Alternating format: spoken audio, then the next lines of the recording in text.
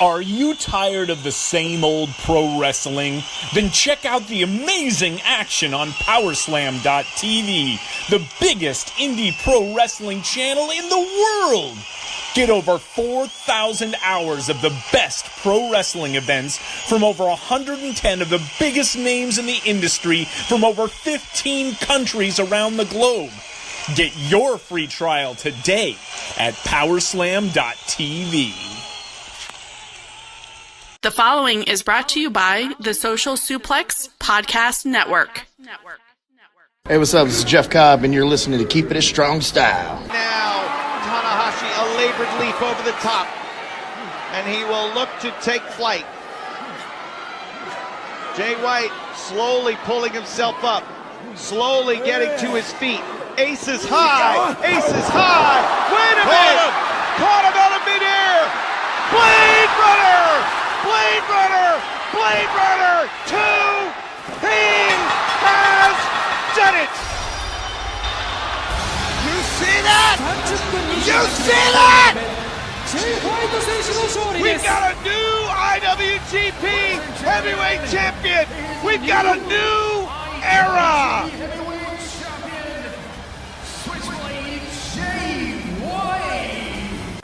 Yo, this is Rich Latta from One Nation Radio. This is brought to you by the Social Suplex Podcast Network. We present to you the Ace of Podcasts, Keepin It Strong Style. Let's go. It's the Ace of Podcasts, Keepin It Strong Style. Covering New Japan, they ready to hold it down. Jeremy Donovan and the young boy Josh. Come and hit a job out in Barrio the Frogs. From the Tokyo Dome over to the G1. Social Suplex is the network where we can get it done. I'ma chill and let them have it, cause this is just an intro. Keeping the strong style, 6 stars from the get-go, boy. Yeah, from Tampa Bay to the Tokyo Dome, this is Keeping It Strong Style with your hosts, Jeremy Donovan and the young boy Joshua Smith. And thank you for listening. Welcome to Keeping It Strong Style, the ace of podcasts on the Social Suplex Podcast Network. Jeremy Donovan here, joined by the young boy Josh Smith. On today's show, we'll be reviewing the new beginning in Osaka, as well as covering all the latest news in the world of New Japan Pro Wrestling. You can support our show by subscribing to the Social Suplex Podcast Network on the podcast app of your choice and leaving a rating and review. You can also get all the podcasts and columns at socialsuplex.com. Go to socialsuplex.com/subscribe to sign up to get all the podcasts and columns delivered directly into your email inbox. This week's episode of Keeping It Strong Style is brought to you by Powerslam.tv. Powerslam.tv is an independent streaming service with over 4,000 hours of independent pro wrestling from companies across the globe. Use the promo code SOCIALSUPLEX to get your free month of Powerslam.tv. Don't forget to check out our Pro Wrestling Tees store, ProWrestlingTees.com/Social Suplex to get you your Keeping It Strong Style shirts, your One Nation Radio, Ricky and Clive, your Social Suplex shirts. Check it out, ProWrestlingTees.com/Social Suplex. Also want to give a quick shout out to Twitter follower at Aaron_Puro. This guy's been a long time listener of this show, and I ran into him during the Ring of Honor Bound by Honor Lakeland TV tapings this weekend. I was rocking my Keeping It Strong Style shirt, walking out during intermission. Some guy's like, "Hey man, that's a great podcast." And I'm like, "Yeah, that's my podcast." He's like, "Oh," I'm like, "Yeah, I'm Jeremy." And he's like, "Oh, okay." And I love the show, been listening to it a long time. So yeah, it was pretty cool running into a listener at the Ring of Honor show. Bro, you're such a freaking mark for yourself. Oh, I am. I'm not gonna lie, dude. I'm a mark for myself. I know I am. Like walking around in public and being like, "Yo, check out my shirt. This is my show." That's hilarious, man. Gotta spread the good word. No, seriously, guys. Like, think about it for a minute.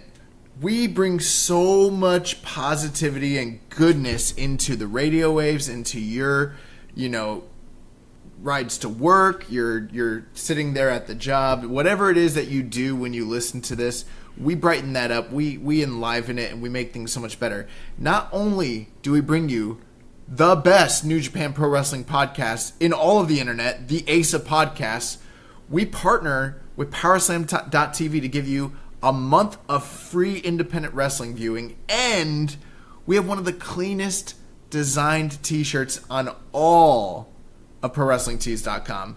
And how much is it? $20? Yeah, $19.99. It's not even $20. It's plus shipping and handling. You handle the shipping and you handle the shipping and handling. But listen, at $19.99, that is a clean shirt. Jeremy's been sporting it. I've been getting jealous, bro. Like the logo to our show is. Dude, yeah, it's shout raw. out once again to Sir Mike Fergus. Mike Fergus. Who created the logo created all the Social Suplex logos. I'm sure he doesn't even listen to the show. Like, he never hears this, but shout out to him anyways. We love you. Yeah, man, you're the man, Mike. But yeah, man, our shirts are awesome. If you're a fan of this show, you should support us. Grab a Keeping It Strong Style shirt. Let the whole world know that you listen to the ace of podcasts. We're going to see you out there WrestleMania weekend in New York. We want to see people, supporting the cause, supporting the show. And we might even have some stuff coming up that you might be able to want to definitely rock that out to. So, yeah, definitely. There is big news coming. We're not ready to make any announcements. Official, yeah. But we got a little timer on our phones. We got a little timer on our phones, and it's counting down every day. Oh, my gosh. And we got to cross some T's and dot some I's. But seriously, when I say there's something big coming, I literally... Dude, this is going to be potentially the biggest thing to ever happen to Social Suplex. Yeah. Like, well... You guys signed me, and that pretty much was the biggest thing. I broke the bank signing you to Keeping It Strong Style. But this will be second to that. And real quick, back on the shirts, I met the villain Marty Scurll this weekend at the Ring of Honor show, and he was a big fan of Keeping It Strong Style shirt also. What did he say? He's like, "It's a great shirt, mate. I really like it. It pops out, mate. I like that." So, hey, if the shirt's good enough for the villain, it's good enough for you guys. That's a guy who I think knows a thing or two about selling a T-shirt. Knows something about having a good design in the Pro Wrestling Tees store. Yeah, it's one of the best, top sellers of Pro Wrestling Tees. And just real quick, he said that I was talking to him. He said he likes likes being in Florida. And so in my head, I was like, I wonder if he means Orlando or Jacksonville. Jeremy was like, "How do you feel about the Largo Loop, Marty?" How do you feel about doing the chicken wing in the Minrig Hall? You and Kona Reeves. Minrag Hall's a great venue. I'm not even gonna lie. Like, I love it there. It's better than all the other Largo Loop spots we go to. Yeah, but all right, enough pushing ourselves and trying to get ourselves over. Enough talk about Marty and T-shirts and Ring of Honor. I wanted to talk about weird stuff for a while, like 20 minutes more. Like, let's talk about our jobs. Let's talk about women. Let's talk about gambling, cutting the grass, weird bathroom sex stuff, whatever. Let's talk about it. Let's talk about everything but pro wrestling and not just tune people out from the show entirely. I'm not sure if that's going to get over, pal. But let's talk about what people came here for. The New Beginning in Osaka review. That's what the people are here for. Listen, guys. Hold up, everybody. Shh. I gotta crack one open for my dog Tanahashi. Welcome to Keeping It Strong Style is the Cutthroat Era. Yeah. Breathe with the Switchblade. And so, traditionally, we normally start our reviews from the opening match and work our way to the main event. But we just got done watching the show. Dedication. We are going to start with the main event. It's the freshest thing on our minds, and I think we're kind of excited to talk about this main event. Yeah. So, we got spoiled. Yeah. I forgot that I knew that we were going to watch the show today, but I forgot to not look at my phone, and I wake up this morning, I'm like, dude. I wake up at 6. So, the show had literally just ended. Crack open my phone, Instagram, first thing that pops up, there's Jay White holding up the IWGP title. I'm like, dang it! Yeah, dude, I was doing a pretty good job. I was staying off of Reddit, staying off Wrestling Observer, Wrestling Inc., Voices of Wrestling. I was staying off of everything. And then one of my Twitter threads shared something about Jay White, and then I got sucked into Twitter kind of wormhole and saw Jay White was trending on Twitter. So at that point, I was like, oh, he probably won the belt. And then I went on Facebook, another wrestling group that I'm a part of. They posted something about, shocking news in Japan. And then in the comment section, there was a picture of Jay White with the belt. You're part of a wrestling group that I'm not part of? Yeah, part of the club. It's Floyd Johnson Jr.'s co-host of All Things Elite. That's his Facebook group. Oh, gotcha. I'm glad for the invite. Thanks, Floyd. It's open invite, man. Whatever.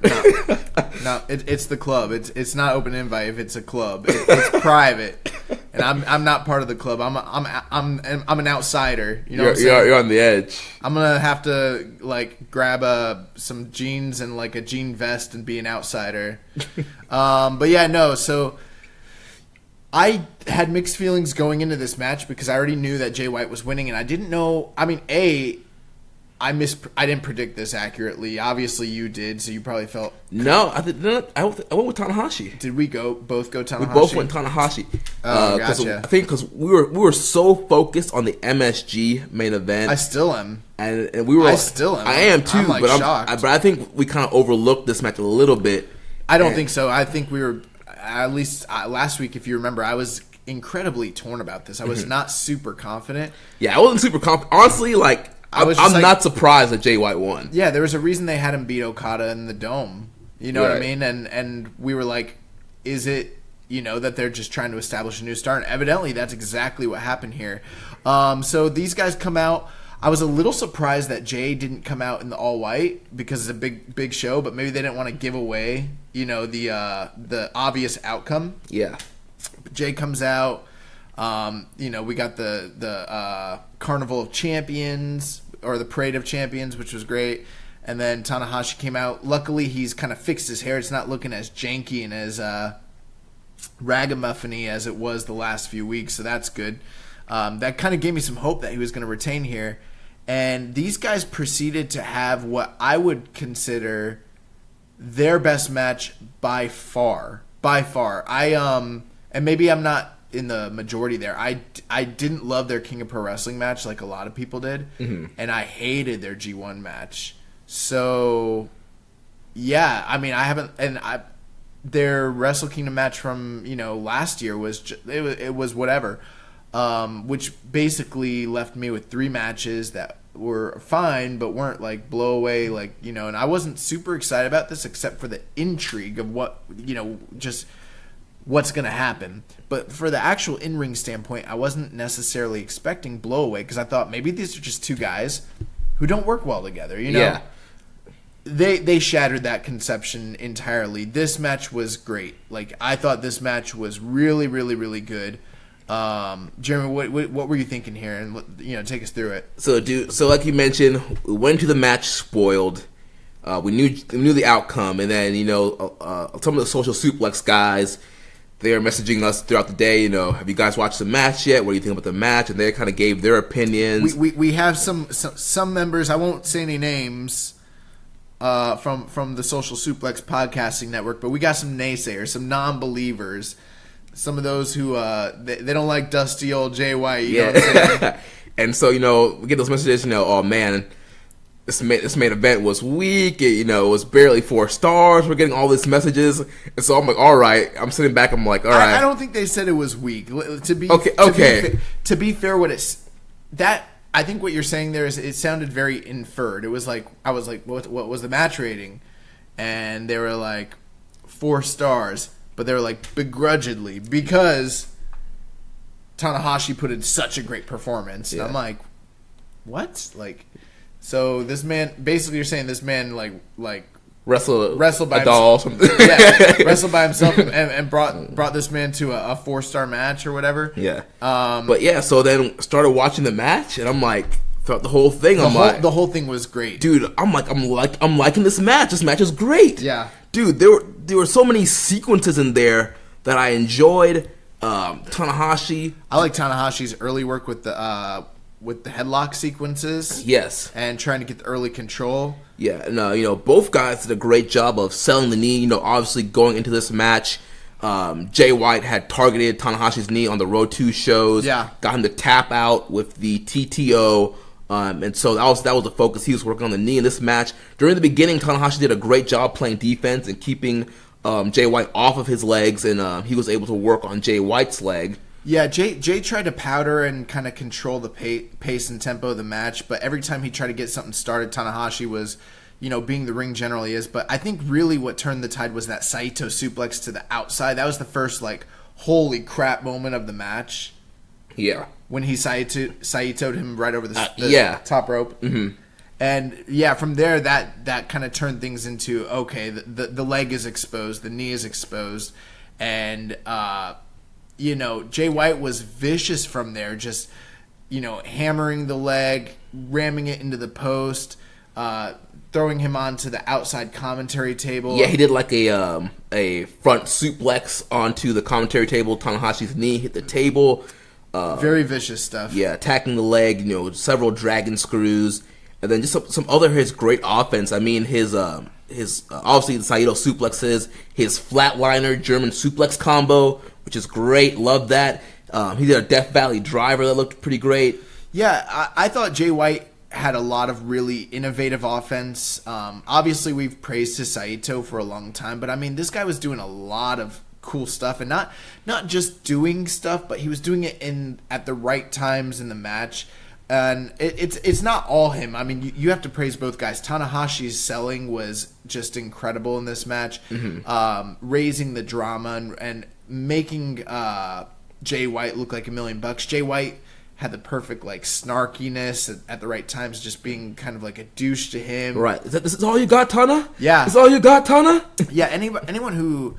I can understand when people say they don't like Jay White or whatever. I get that, and I'm not telling you got to love him. I'm not saying he's the best wrestler in the world, but this guy gets his character. When people tell me he's swaggerless or tell me he's got no juice, no charisma, I'm like, I don't see what you're seeing. Yeah, clearly we watched 2 different matches because I saw a guy here. 2 different performers. Yeah, I saw a guy here full of charisma, a guy that gets his character, a guy who knows how to generate heat. To get sympathy on a babyface and to get a babyface over. Yeah. That's what I saw here. I liked, there was one point where Tanahashi was starting to regain control of the match and he attempted a sling blade and Jay White just kind of sank down. And when he sank down, it was like a play off of what Kenny had done in the Okada series. Yeah. But he wasn't actually exhausted.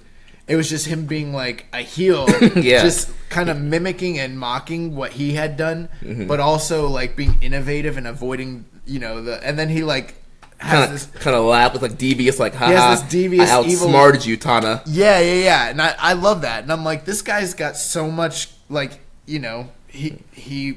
they're helping him to lay out great matches now. Yeah, and of course we had some traditional Tanahashi spots like the high fly flow to the outside, was able to hit that.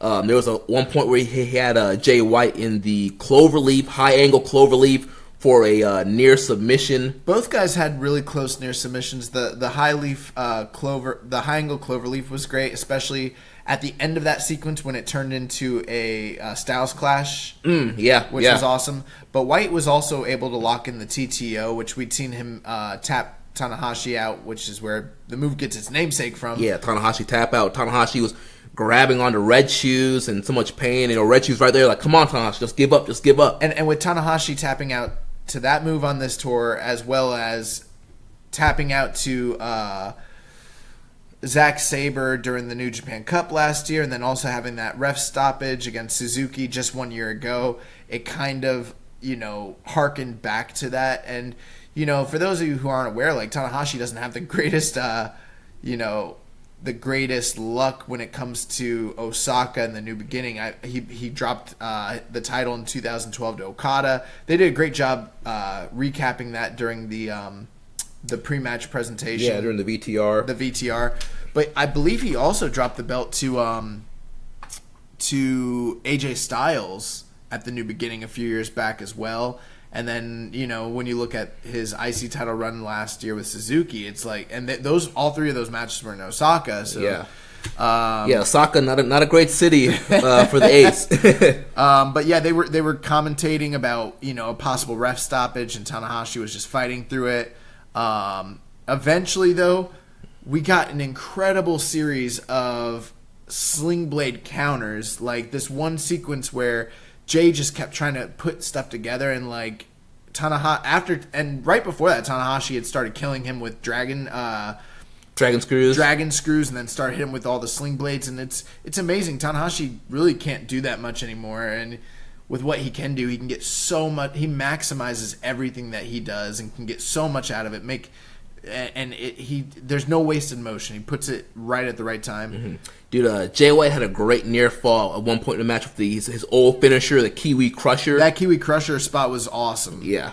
Yeah, they did a lot of great stuff. I thought that this was every bit as good as most major, IWGP Heavyweight Championship matches on a B show that you see all year long. I mean, you compare this match to, say, like Kenny and Ishii from, Destruction Tour last year, and it's right in that same range. I mean, I don't think it's going to be a match of the year candidate or anything of that nature, but it was a really, really good contest. I'm seeing everything from 4 to 4.5 online. And it was it was the best match of this whole tour.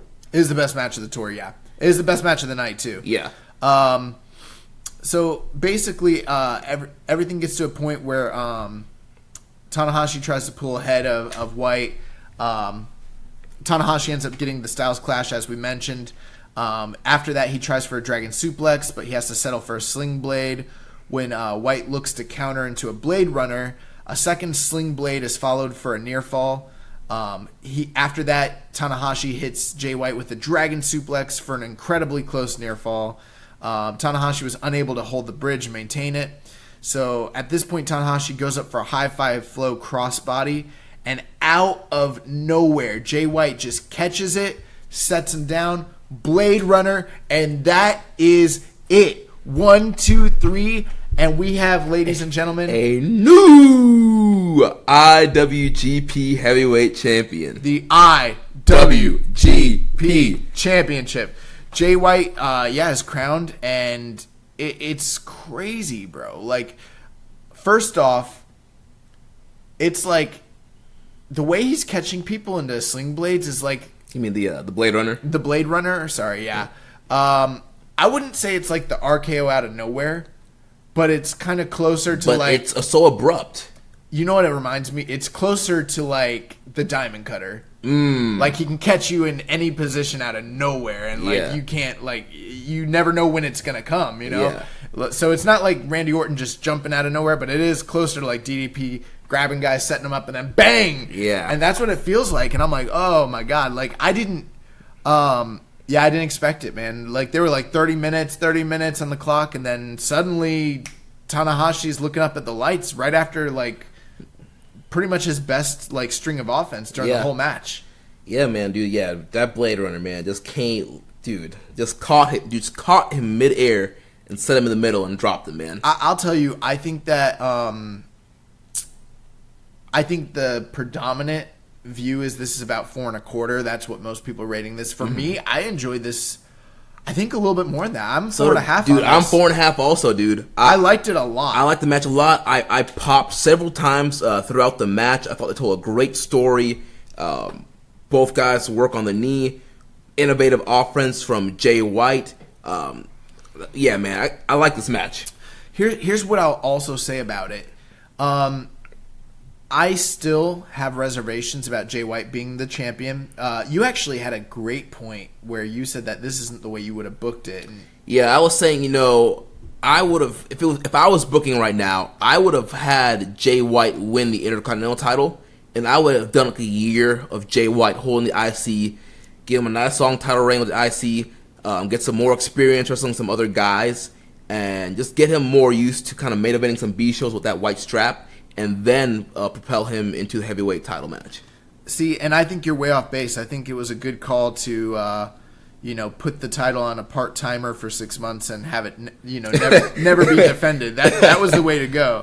So definitely off base with that one. But no, I could totally see where you're coming from with that. But they had a goal from day one. They wanted to set this guy up as one of the pillars. Everyone's talking about, and we'll get into it, but we're talking about guys leaving New Japan and guys not being long for the promotion. And this company has to set up and establish new stars. They have done that from day one since this man came into the company. Yeah, and that's the thing.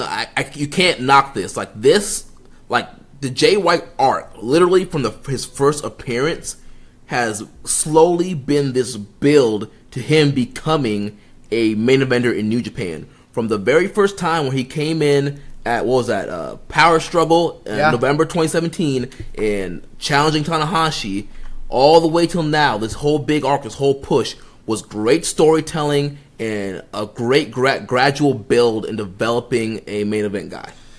Yeah, so Jay White at 24, I think he's 24 years old. I think he's the fourth youngest IWGP champion of all time.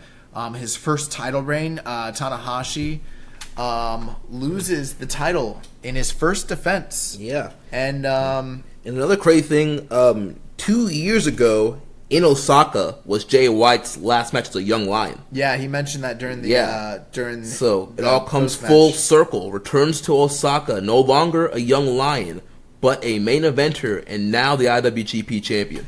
I'm not, like I said, I don't think this match was match of the year by any means. No. But here's what I will say. What it accomplished for me is, one of the things that people have said about Jay White so many times is, can he wrestle to that standard, wrestle to that level or whatever? And I've had my doubts about it too, you know what I mean? Mm-hmm.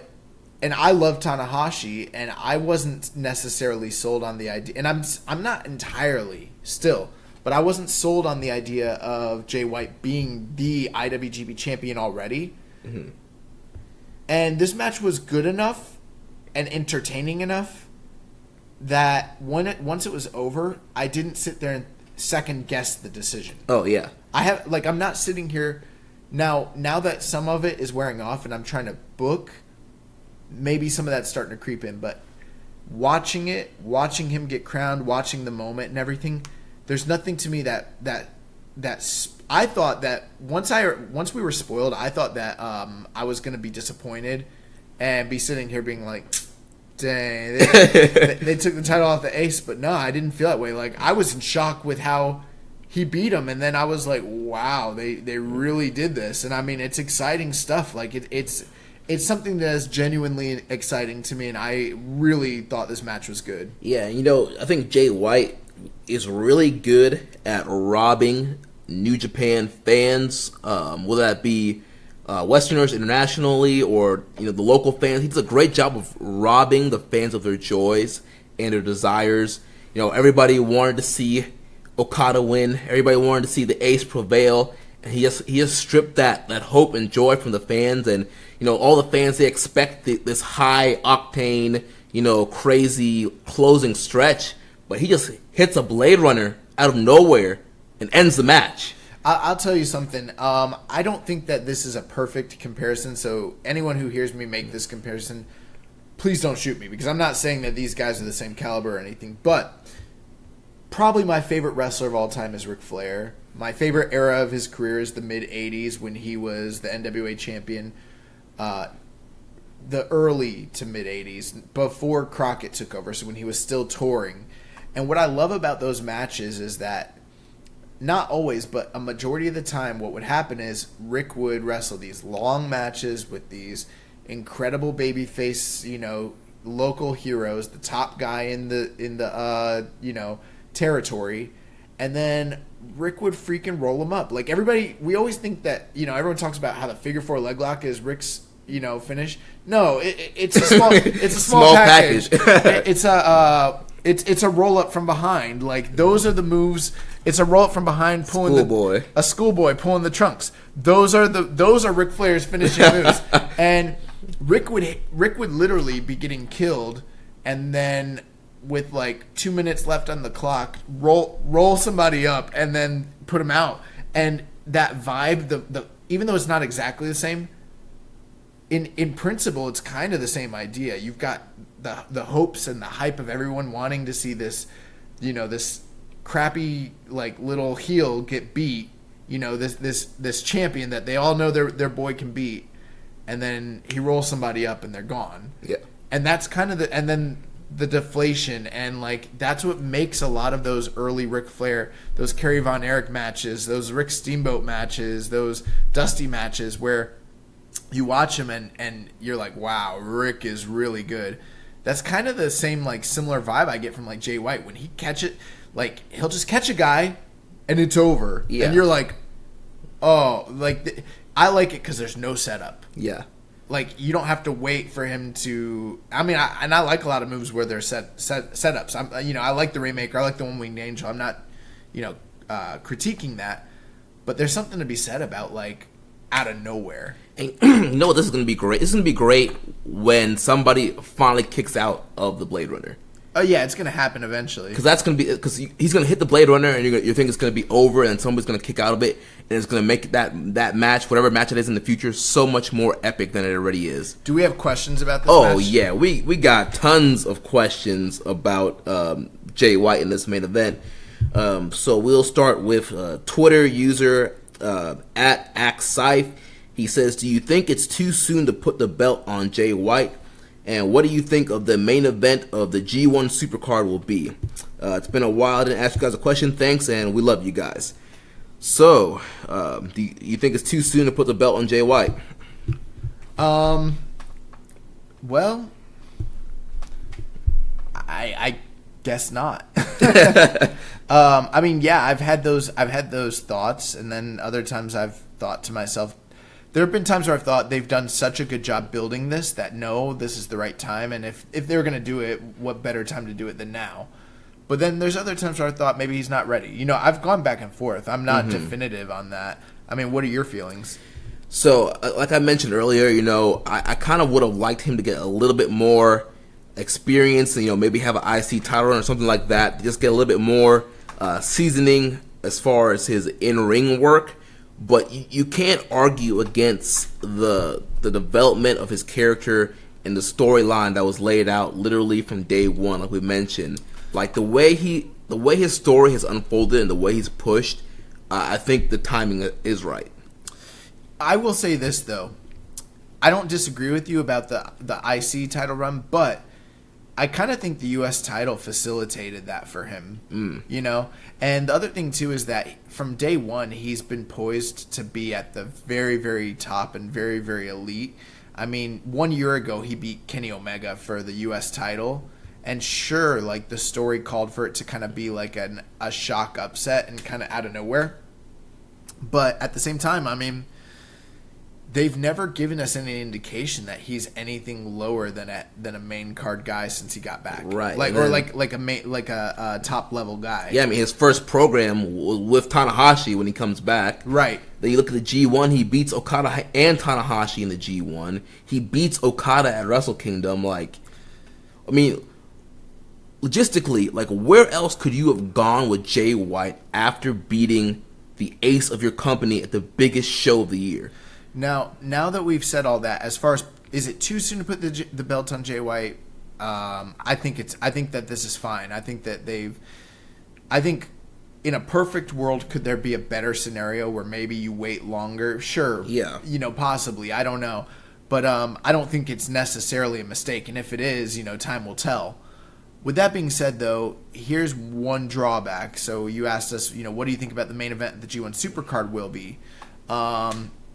I don't know for sure, but something leads me to feel like it won't be Jay White being in the main event now that he's the IWGP champion. So you're thinking the IWGP championship won't be defended in MSG? I think it will be, and it could be the main event, but the likelihood of it not main eventing is exponentially greater with him as the champion than it had been if, say, Tanahashi was champion. Because Tanahashi's a proven draw, a proven star, a proven commodity, and where it might be too quote-unquote early for Jay White is like in the West. I know that Western fans know him and stuff, but I mean, he's not like the mega... Unless I'm not in touch with the fan base, but I don't think for the average independent wrestling fan that they gravitate to this guy yet. I mean, this match might go a long way into. I will say though, at the Ring of Honor tapings, I did see a lot of Switchblade shirts. Yeah, because his merch is pretty dope. Like I don't. There's one Switchblade shirt that I really want, and I don't even really like wrestling shirts like that. And I don't even like it. You know what? Another shirt that I like a lot is that Elias shirt from WWE, and I hate Elias. And like I don't like wrestling shirts that much, but like I kind of want that Elias shirt. And so that's what I mean by like there's a Switchblade shirt that I think is really dope, and now I'm kind of like, but now I'm like maybe I need to sport it. Like I might need to buy it now before they stop making it. Because, but what I mean by this is like, if they wanted to run with like maybe a dream match instead of the title match at MSG, they could. Mm-hmm. If they wanted to run with the Ring of Honor Championship, because it is a co-branded event, maybe they do that. I mean, we don't know. Yeah, I think, a lot of New Japan fans, our teeth are so sunken into this MSG show, and we seem to forget about the Ring of Honor half of this show. There is going to be, whether you want it or not, there's going to be a strong Ring of Honor presence at this show.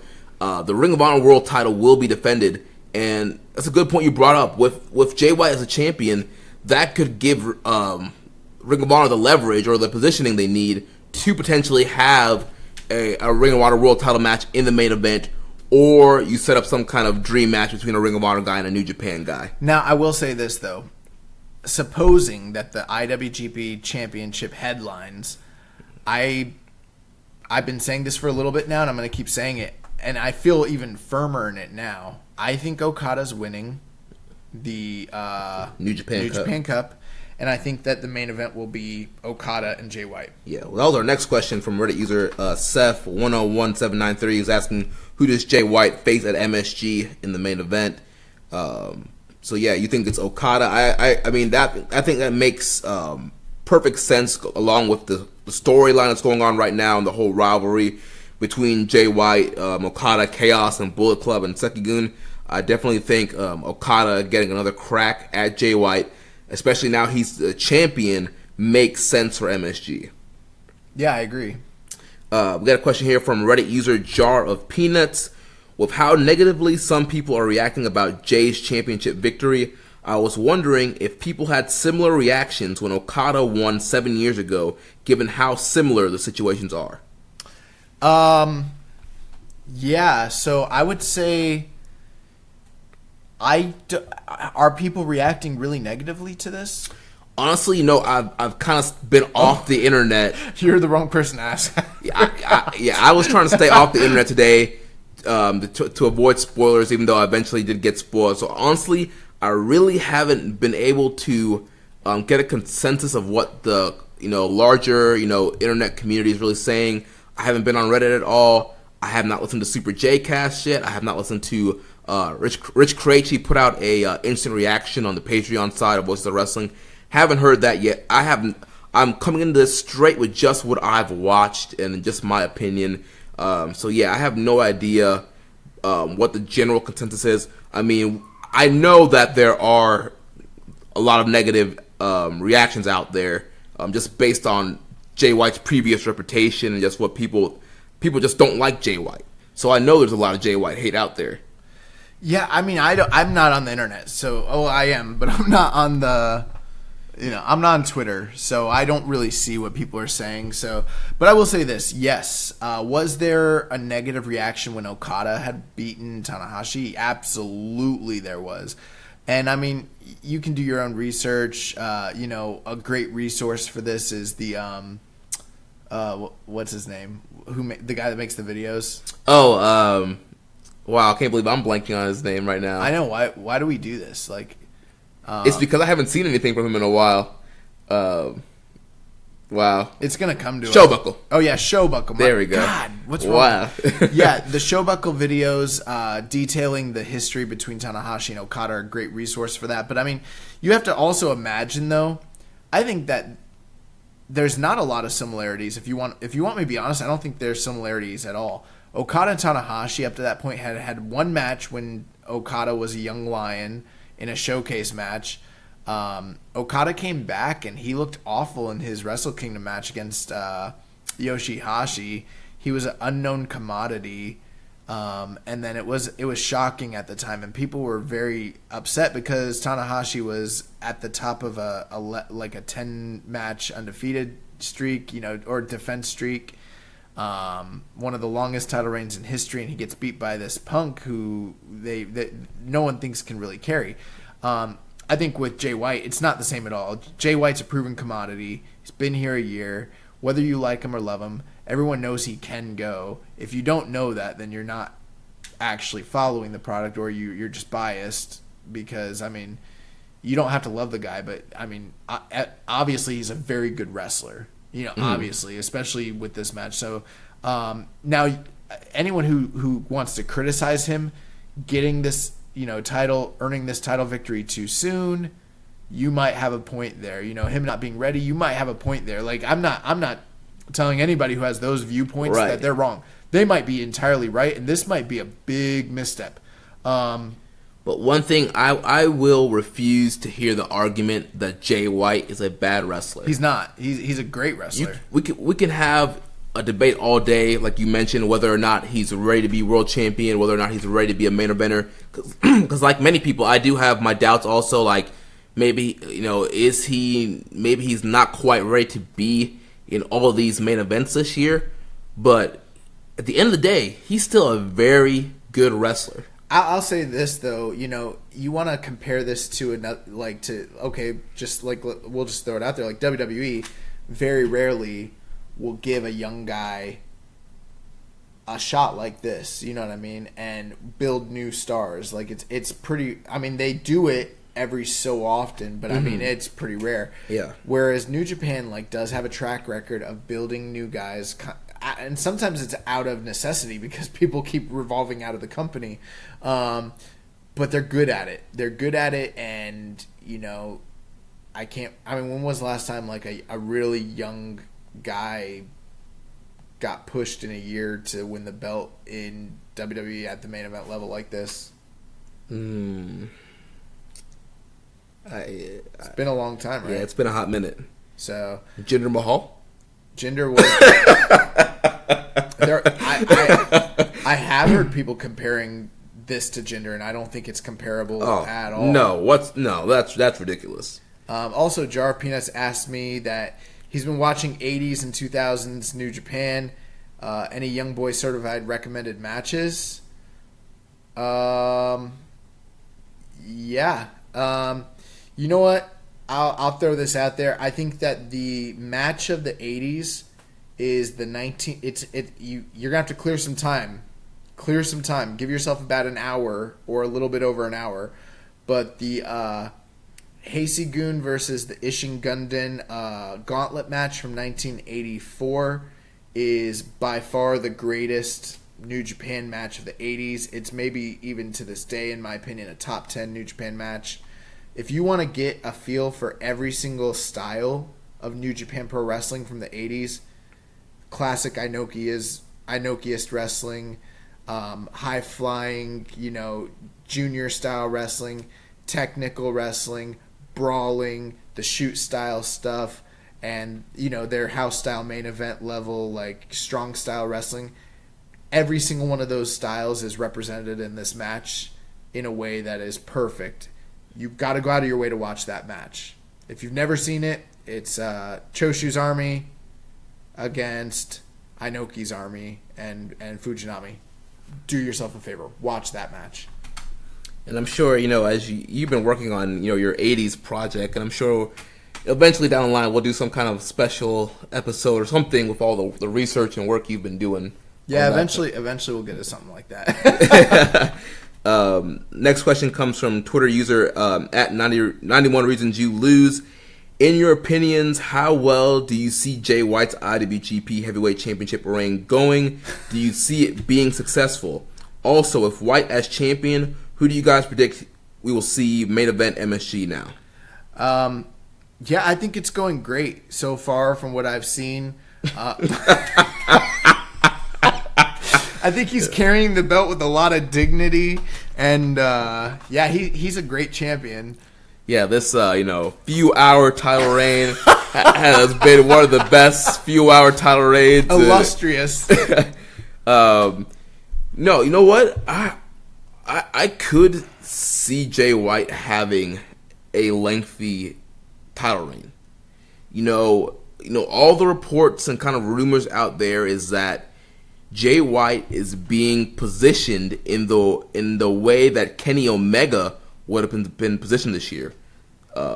He's feeling in that top Gaijin spot right now, and so with him winning the title right off of Tanahashi, like you were mentioning earlier, they really don't do quick title changes often in New Japan. Well, we're going into the dark ages is what's happening here. Yeah, this is... The Bucks are gone, Cody's gone, Kenny's gone, worst of all, Hangman's gone. Yeah. And so we're spiraling. So you're saying anything could happen? Or? No, I'm saying we have gone into a new era. It is the reborn dark ages, and at this point, the title's going to change every month. It's going to go back to... It's going to change at a Road 2 show? Yeah. It's going to change at Honor Rising. No, if you ever go back and look, like, in the early 2000s, there was a time where, like, the IWGP Championship was literally changing, like, every other month. Like, it was crazy. So it is kind of, if you think about it, it's kind of crazy to see the title change at Wrestle Kingdom and then at New Beginning again, like back to back. Like, yeah. I can't remember the last time that happened. It's been a while. Mm-hmm. So that does give pause to where you think to yourself, are we going to see him drop the title at MSG? Because, I mean, he just won it. Yeah, I guess it really all depends. It would be a lot of hot shotting, and they could do that. They could, but it's a lot of hot shotting. It really all depends on who he's facing at MSG. Because right now, all signs are pointing towards potentially Okada being the guy to challenge him. And so, do you really want him beating Okada again? So, if you had to take a guess, just knowing the landscape of how... So, we've got, MSG in April. Mm-hmm. Then you got Dominion in July. Or June. Yeah. So those are the next two, like, big opportunities. Then you've got the whole G1 where no one's going to drop the title, whoever the champion is there. And then you've got, the time between G1 and Wrestle Kingdom. So, I mean, what do you think the chances are we see him drop the title between now and Wrestle Kingdom? Like, out of, on a scale 100. I don't know. I think it's very likely that he drops the belt before Wrestle Kingdom. I mean, I still think... Okay, so you think he drops the title before Wrestle Kingdom? Yeah. Do you think he drops it between the G1 and Wrestle Kingdom? Or do you see him losing it earlier than that? I don't know. Maybe he loses it at Dominion. Okay, so what's the probability, you think, of him dropping the belt before the G1? Dude. Like, if you had to, like, do it on a scale. I don't know. I would say I would say like a 70% chance that he loses the belt before Wrestle Kingdom. No, not before. Okay. No, we're talking about Dominion now. We're talking about before the G1, because there's really only two big shows between now and the G1. I'll still think 70% chance. 70% chance. So you think that he's either going to have one successful defense or no successful defenses. Yeah. So basically, if that's the case, then he's pretty much, in a way, like a transitional guy. Yeah. I don't know, man. I still think they're going with the Okada Naito match at the Dome. So you have to find a way to get to that match somehow. No, you're right. I'm not. I'm just thinking logically. Now, did Okada have a title defense at the New Japan Cup? If he did, it's slipping my mind right now. I don't think he did. Yeah. So, I mean, he could defend it at the there, but yeah. I mean, this might just be based on what you're telling me. It sounds like you think this might just be a transitional title reign. Yeah, it's kind of weird to think about that because if you look lengthwise, I mean, he drops at Dominion. That's like a 5-6 month title run, but not many defenses. Yeah, I don't know. I just think to myself, it's like you could say, well, if he loses in his first title defense, or after just one title defense, it's not a strong run. And someone could rebuttal that and be like, well, look at the past. Look at him beating Okada. Look at him beating Tanahashi. It's kind of hard to put him over any stronger than that. Yeah. Unless you want to give him a really lengthy title reign, which would indicate that he'd pretty much need to be the champion going through the G1. Yeah. But yeah, I mean, I agree with you. I think this could be. I feel it is more likely that he will either drop the title at MSG or Dominion than it is that he'll carry it through the G1. Yeah. Next question comes from Reddit user WRPLA101.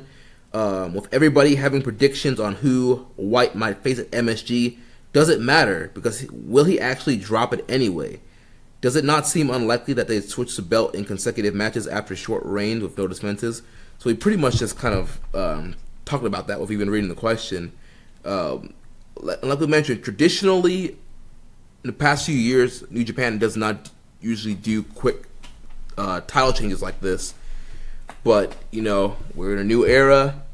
It's the Dark Ages. That's what we're going back to Inokiism, bro. This is it. Kenny left. It's over. It's donezo. Get ready for like Thunderdome cage matches in empty arenas because we're going back to that. It's happening. But with Okada potentially being the guy to challenge Jay White, I have a hard time seeing Okada lose again to Jay White in a big match. It might not be Okada. That's a good point. It might not be Okada. There are a couple. It's another name that we'll talk about a little bit later, who could be a strong favorite into winning this New Japan Cup. Yano? Oh yeah, dude, Yano can pin anybody. Yano versus Jay White. No, the Konami cage. That's what it was called. Did you ever know that they had Konami cage matches in New Japan? No, like Konami, like the video game company. Well, yeah, it was just because they were sponsored at one time by Konami. They had the Konami cage. Oh my gosh! It was just a regular cage. Actually, it was weird. It was like a black cage that was on the outside. So it wasn't pressed up against the ring. It was on the outside. Like a Hell in a Cell? Sort of, but like closer in than that. And then it was bars, like black bars, but it was like not like shaky bars. They were like heavy, like the blue, like the blue bars, but they're heavy, like real heavy. They only did it twice. It was weird, but so yeah, I agree with you, man. I think it does seem unlikely that they would do consecutive. I don't know. It's hard for me because I keep betting against Jay White. Every time I think he's not going to do something a certain way, they keep pushing him further and further. And who knows? Even though I'm saying it might not be likely, he might have a lengthy title run. Yeah. Like, what did they push him so hard for? Right. Yeah, dude. You know what it feels like? It feels like they're gonna gauge, and if he's like over now because of this, then maybe they're like, all right, we're good. He's established. We can take the belt off of him, and maybe they might be like, he's not quite there yet. Let's give him a few more title defenses. Let's give him a few more big wins. Yeah, because they're like, we're all in on this guy. Like he's here. Like this is what we're doing. So some people might even argue that this is Roman Reigns-esque. Oh wow. Next question comes from our boy Rich. He says, how do you feel about the end of blow-away IWGP title matches for the time being? I thought that was a really good IWGP title match. So did I. I mean, it wasn't 4.75, it wasn't 5, it wasn't 5.5, it wasn't 6, it wasn't 7. There's no such thing as anything above a 5-star match, period. You can go beyond, Josh. You cannot go beyond. There's always another limit. I thought it was a very good title match, and there's hey, let's not even do this. Rich, you're a hater. The match was great. Jay White's better than you guys give him credit for. Let's move on. Next question. I love that he's not on the show, so he can't literally say anything back to me at all. We'll hear it later in the message in the thread, or he'll call us or something. Next question comes from the Implications from LLP at the damn Implicat on Twitter. A nice easy one for you. With Jay White now as champion, who's winning the New Japan Cup? Wow. Everyone. There's so much interest in this. It's very interesting. But yeah, I think it's Okada. But I thought it was going to be Okada regardless. I thought Okada and Tanahashi made sense. I think Okada and Jay White make sense. I think you can go other directions. Mm-hmm. Yeah. I don't think you have to go Okada. But he's a favorite in my mind. From a story perspective. But you know what? Last year, remember, I kind of thought that Tanahashi made sense for the story reasons. And then they went the total opposite way and they held off and did him the next month. Yeah. They could do that. They could hold off that Okada match till, like, say, Dominion. Yeah. And give us something else at MSG. But I feel like American fans are expecting or hoping for a title change. And so then maybe that puts added pressure on them to do the Okada match. So I'm expecting Okada, personally. That's my opinion. Yeah, and we pretty much had the same question from Howard Schilling saying with Naito as IC champion, Jay White with the big belt, who wins the New Japan Cup? And so, yeah, I mean, from a storyline purpose, I think Okada makes sense. There's somebody else that could potentially win it, and we'll talk about him in a little bit. I mean, there. In all honesty, I mean, yes, there's another name, but there's plenty of people who could hypothetically win it, I think. Yeah. I mean, I just say it because none of us thought Zack Sabre was winning last year. Yeah.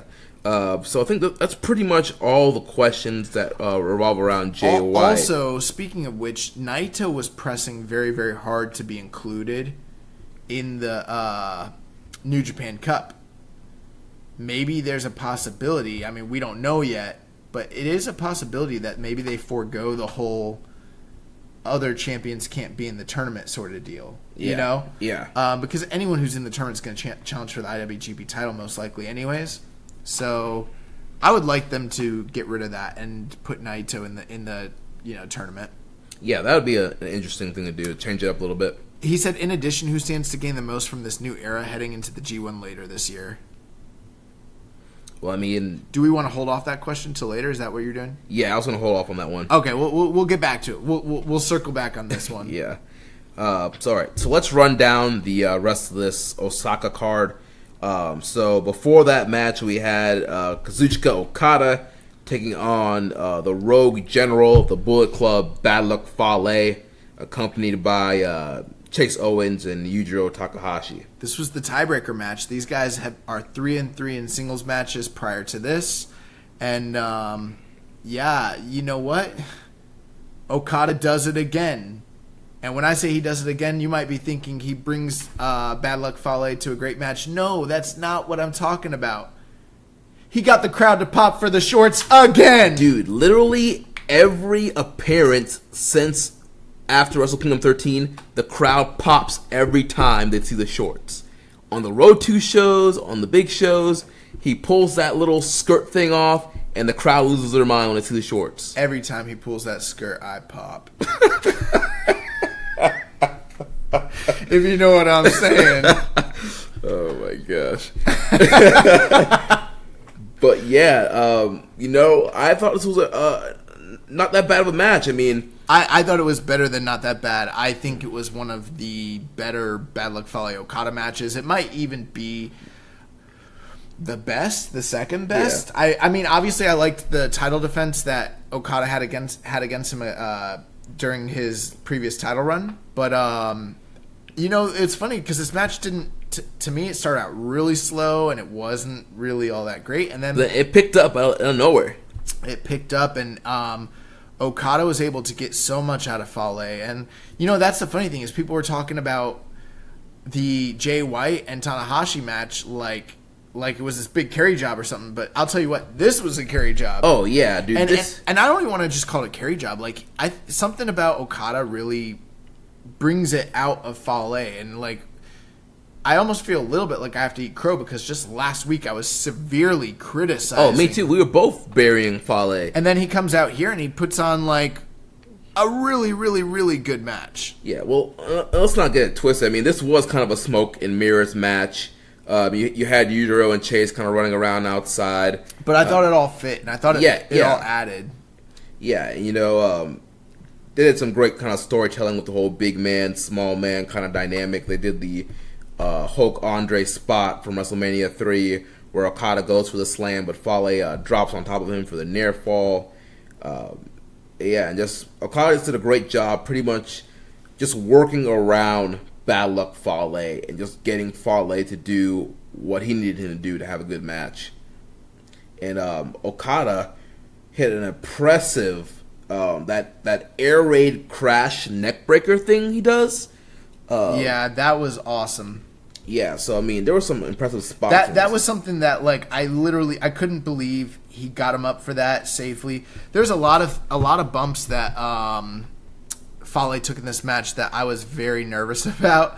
That top rope turnbuckle suplex. Oh yeah, dude. Bad Luck Fale had his bumping shoes on tonight. Even just a simple backdrop, like just with the way gravity and his size, I'm like, if he didn't get all the way over, this could be last bump territory. Yeah. But yeah, Fale was bumping in this match, which is probably what made it so good. But it was really, really, really good. And finally, Okada caught him with the discus Rainmaker, and then hit him with the actual Rainmaker for the 1-2-3. But before the finish, there was a spot where Red Shoes went down, and Yujiro and Okada attacked, or Yujiro and Chase attacked Okada, but then Yoshihashi made the big run down the ramp and successfully made it into the ring without busting his head to the white meat. I was literally sitting there watching this thinking, they're going to do this again for real. Far out. We had a question from Reddit user, Eater of Bread. He said, given that Yoshihashi is now 1-1 in his rivalry with the entrance ramp, what is the most suitable stage for the rubber match? MSG, Dominion, or the Tokyo Dome? I think this should be one of those series that just never gets paid off. Do us a favor and never show me Yoshihashi sprinting to the ring ever again. Oh my gosh. Oh, you know what would be a great place for us to have the blow off? His new permanent home, Michinoku Pro. That's probably where they should have that. Oh my gosh. So yeah, and then you mentioned Okada, Rainmaker. This man got the win and kind of killed the potential of Bullet Club having a clean sweep in this evening. That's another reason why it does seem like they're building up Okada again, kind of rehabbing him. Gave him a big win over the underboss, or what's he call himself now? The Rogue General. The Rogue General. He looks like you said he looked like a Dudley boy. Yeah. He was looking like Bubba Ray Fale tonight with those red, white, black and gray camo pants. Yeah. Brother Fale. Yeah. A long lost Dudley from ECW. Bad luck Dudley. Yeah. So then prior to that, we had the IWGP Junior Heavyweight Championship match with the Bone Soldier Taiji Ishimori taking on Ryusuke Taguchi, and this was a very good matchup here. Yeah, I enjoyed the heck out of this. I really, really liked this a lot. We started off with Taguchi coming down to the ring wearing green overalls, looking like a bad knockoff Luigi, but he's sitting there doing the 3 count, dancing, and he's got the headset and just being a teen bop idol. Of course, he was trolling Ishimori's previous gimmick. Was it the Sailor Boy? Yeah, he was part of the Sailor Boys. He was a teen idol gimmick, and so coming down there, just poking fun at him and just completely mocking him. Really, really, really funny stuff.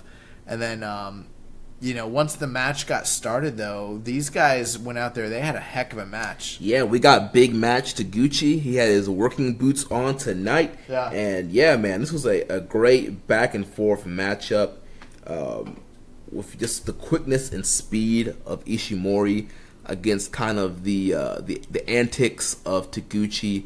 And Taguchi wisely, throughout this match, worked on the ankle of Ishimori. We know that Ishimori had injured his ankle earlier on last year, and then throughout this New Beginning tour, Taguchi was able to submit Ishimori with the ankle lock. So he, several points throughout the match, would work the ankle lock. There was one point during the match he had a near submission with the ankle lock again. We saw a lot of rolls and reversals from the ankle lock. Ishimori putting on his own ankle lock at one point, So good stuff there. Yeah, I'm a huge mark for those spots where someone is rolling and attempting for ankle locks. Like those Kurt Angle spots have always, for whatever reason, like just gotten to me. And I, some of my favorite matches involve that sort of thing. I thought that Taguchi was excellent in his role, just being relentless going after the ankle. I thought that Ishimori showed so many like dazzling displays of speed and viciousness. I thought that these guys were really good opponents for one another. I was surprised that I knew this match was going to be good, but I was surprised at how much I enjoyed this match. And at one point I was like, this might be match of the night. Yeah. And I mean, it was almost every bit as good as the main event. I feel like it did lack just slightly that small cachet of that mystique of the main event and, the aura around it. But bell to bell, this was every bit as good in ring as the main event was. It was a great match. Yeah, I mean, there was a great near fall towards the end. Taguchi got him with the Dodon. Yeah. And that was a great near fall, kicked out there. Then eventually Ishimori came back, hit double knees in the corner. He followed up with the ground zero, which is like a attitude adjustment, like power slam kind of thing, for a 2 count. Then Taguchi came back with an Integuri, went for the Dodon again. Ishimori countered with a bloody cross, and then he got the pinfall after that. Yeah, so after this match was over, Ishimori started to kind of like taunt and call out Jushin Thunder Liger, who was at the commentary table. So Jushin Thunder Liger stands up and enters the ring, and he's challenged by Taiji Ishimori as Liger's 30th year in wrestling could, basically it's his 30th anniversary coming up. So he challenged him, and told him basically, if you want this title, you can, you can come try and get it anytime you want. Yeah. So it looks like the next title program is going to be between Ishimori and Liger. Yeah, Liger said to Ishimori, "You're going to regret calling me out." He said, "Anytime, any place." Don't get me wrong, I'm all down for Liger getting one big match throughout the year, but with Liger kind of being the next guy, I think this kind of just shows what state the junior division is in right now. That's my initial thought. Immediately was they're doing this because they don't have anybody else really ready to go. Is exactly what I thought to myself. Yeah. And not that they couldn't call upon someone, but I think they don't want to throw something away. Right. They don't want to just beat somebody. Right. When they don't have to. Like, you can put, Taguchi, he's a guy you can beat. Liger, somebody he can beat. Like, tomorrow they could do Shingo and Ishimori, but that wouldn't make sense. Right. To do that now. So this kind of makes sense. It's been a while since last year. I think I touched on this last week on the show, but last year we got the Will Ospreay Liger match in America, and then the year before that he had the big match with Liger and Kushida for the title. So that should be good, but that was kind of surprising to me. I didn't see that coming or expect it. I think I was thinking who's next for Ishimori, but I didn't think it would be Liger. Yeah, I didn't think so either. But, it makes sense, the 30th year anniversary. Why didn't they go with Tiger Mask? That's what I really want to know. Because Tiger Mask is too busy beating up on young boys. Tiger Mask wants a one-on-one match with Umura or Tsuji. So prior to the match prior to this, and before we go, any last thoughts on that? No. Great match. Yeah. Those 3 matches kind of were the highlights of the night. Everything else prior to this was... they were pretty much the highlight of the whole tour. Yeah, pretty much. We had a match that I was looking forward to. It's, the Most Violent Players taking on the Gorillas of Destiny. And as soon as the MVPs stepped out of the curtain, we got a jump zone. Yeah, and on Saturday, February 9th, there was a Road 2 show, and Tama Tonga cracked. The good guy is no more. He lost his mind on Saturday and went back to being a bad guy. He destroyed Yano and Makabe with the kendo stick on Saturday, and we saw pretty much the same thing at the end of this match here with Tonga getting the kendo stick and just kind of like going nuts after the match. Yeah, I thought that this match really didn't deliver at all. Yeah, I thought it sucked. Yeah, I mean, obviously, I think the whole point of this match was just to get over the fact that Tama Tonga's back to being vicious and will do whatever it takes. They pretty much ran roughshod over the most violent players. I mean, I don't really have a criticism. You know, I'm not saying that this was a bad thing to do or whatever. I'm not a booker anyways. Mm-hmm. I just know that I didn't enjoy it. I just know that while I was watching it, I was like, this isn't very good. Yeah. There was a point where like Tama was grabbing the camera trying to cut these promos, but like sometimes he's a great talker and sometimes he just says nonsense and you don't know where he's going with it. Yeah. But yeah, I didn't think at any point that this was a coherent or good tag team, match, and that kind of sucks because the one thing I am always in favor of is them rejuvenating this heavyweight tag team scene with viable, strong, tag teams. And when you see a match like this, I mean, I get what they're doing. They're probably building up God to be the next challengers going up against LIJ, oh God, we're getting that match again. We're getting that match again. Yep. Welcome to tag team booking in New Japan. But at the same time, it wasn't like this did anything to entice me to want to watch tag team wrestling. So in New Japan, Tama Tonga, when the ref was down, he hit Yano with a kendo stick. Then he hit the gun stun and got the pin. Like I mentioned, after the match, he went nuts. He's hitting young boys with the kendo stick. He hits an announcer like right in the face with the kendo stick. It was one of the like timekeepers. Yeah. He hit a cameraman. He started hitting ringside security, like everybody. He pushed the cameraman off the entrance ramp, which that looked really bad. That was really crazy. Yeah. That was some Brody crap right there. Yeah. But so we got that there, and then let's talk about this next segment, the segment that preceded this. Yeah, we had the return Golden Star of the Golden Star, Kota Ibushi. He came out for a promo. He thanked the fans for their concern about his head and his neck. He said he's in New Japan Pro Wrestling. He's not going anywhere, and he announced that he's going to be in the New Japan Cup tournament. Yeah, he said that he wanted to compete in New Japan in 2019 and 2020 and 2021 and 2022, and like he got super hyped.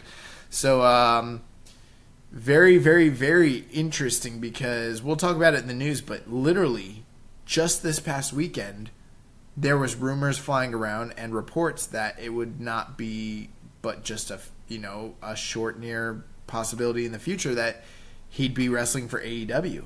Yeah. And we did not break this news, but from what I've read online, according to our good friends over at the Super J Cast, Joel had tweeted from their official Twitter account that Kota Ibushi is signed to a 2-year deal with New Japan Pro Wrestling. Which is very interesting because, the story with Ibushi has always been this man refuses to sign a contract, just wants to be a freelancer, and that's the reason why he's never pushed all the way to the top. But now he has a 2-year deal, and we have a lot of questions about this. First from our buddy. Well, if it even is true, or if it even is accurate information, and I'm not saying that anyone would give bad information or anything like that, but I'm just waiting to see. That to me sounds so outlandish. Like you just said, he's never signed before, so I'm like, what? Like when we were sitting here and I read it for the first time and I said it to you, you're like jaw dropped because I'm like, did they really sign Ibushi for 2 years? Like that's crazy, bro. Yeah. What are the listeners saying about this? So, friend of the show, Zach Porter, he said, "What are your thoughts about Kota's intent of staying with the company for the foreseeable future?" Well, my thoughts are, give this man the strap. That's what my thoughts are. Built this man up. Yeah. Yeah, let's put some gold on this man. And while you're at it, put some more gold on this man. Let's make him look like Ultimo Dragon. Ultimo Dragon. Yes. He needs to be standing there looking glorious. Heavyweight title, U.S. title, IC title, never 6-man title, tag title, junior title. Kota Ibushi's like, I want the gold. Give me the gold. Where the gold at? I'm going to uproot that tree. Oh, my gosh. But, yeah, dude, I mean, I think it's a great thing that Kota is planning on being in New Japan for the foreseeable future. He's a great wrestler. He's just going to be a great asset for the company this year. And, with all the rumors and talks of him joining Kenny in AEW, I had no idea what Ibushi's schedule was going to look like, what he was going to do. I didn't know if he was going to try and get one of these deals we've been hearing similar to Omega and Jericho, where he would sign with AEW but have the availability to go to New Japan. Well, that being said, we don't know what his deal allows him to do or not do. True. If there even is a deal. Yeah. Let's suppose there is a deal. Mm-hmm. A lot of guys get to wrestle on the weekends at all sorts of places. What if, hypothetically, Kota Ibushi has a similar deal to, we'll talk about it, but other performers like Chris Jericho, where he is specifically allowed to control his own bookings outside of New Japan? I mean, yeah, I wouldn't be surprised if that was some sort of provision. Yeah. Are you seeing something on Observer regarding this? Yeah, I just want to check in to see if there was any... if Dave had anything about his contract here. Crack journalism took place right on the air. There was a tweet sent out from Kenny Omega saying he wishes Ibushi luck and wrote that he'll see him again one day. Yeah, I saw that. I think that's interesting. I wonder. Yeah, so I'm not seeing anything on Observer about. But the exciting thing about this is that Kota Ibushi will be competing in the New Japan Cup. He did compete in the New Japan Cup and was knocked out in this, I believe, the second round last year by Zack Sabre Jr. Mm-hmm. And what I thought was one of the one of the two or three best matches of that entire tournament last year. Really, really, really great match.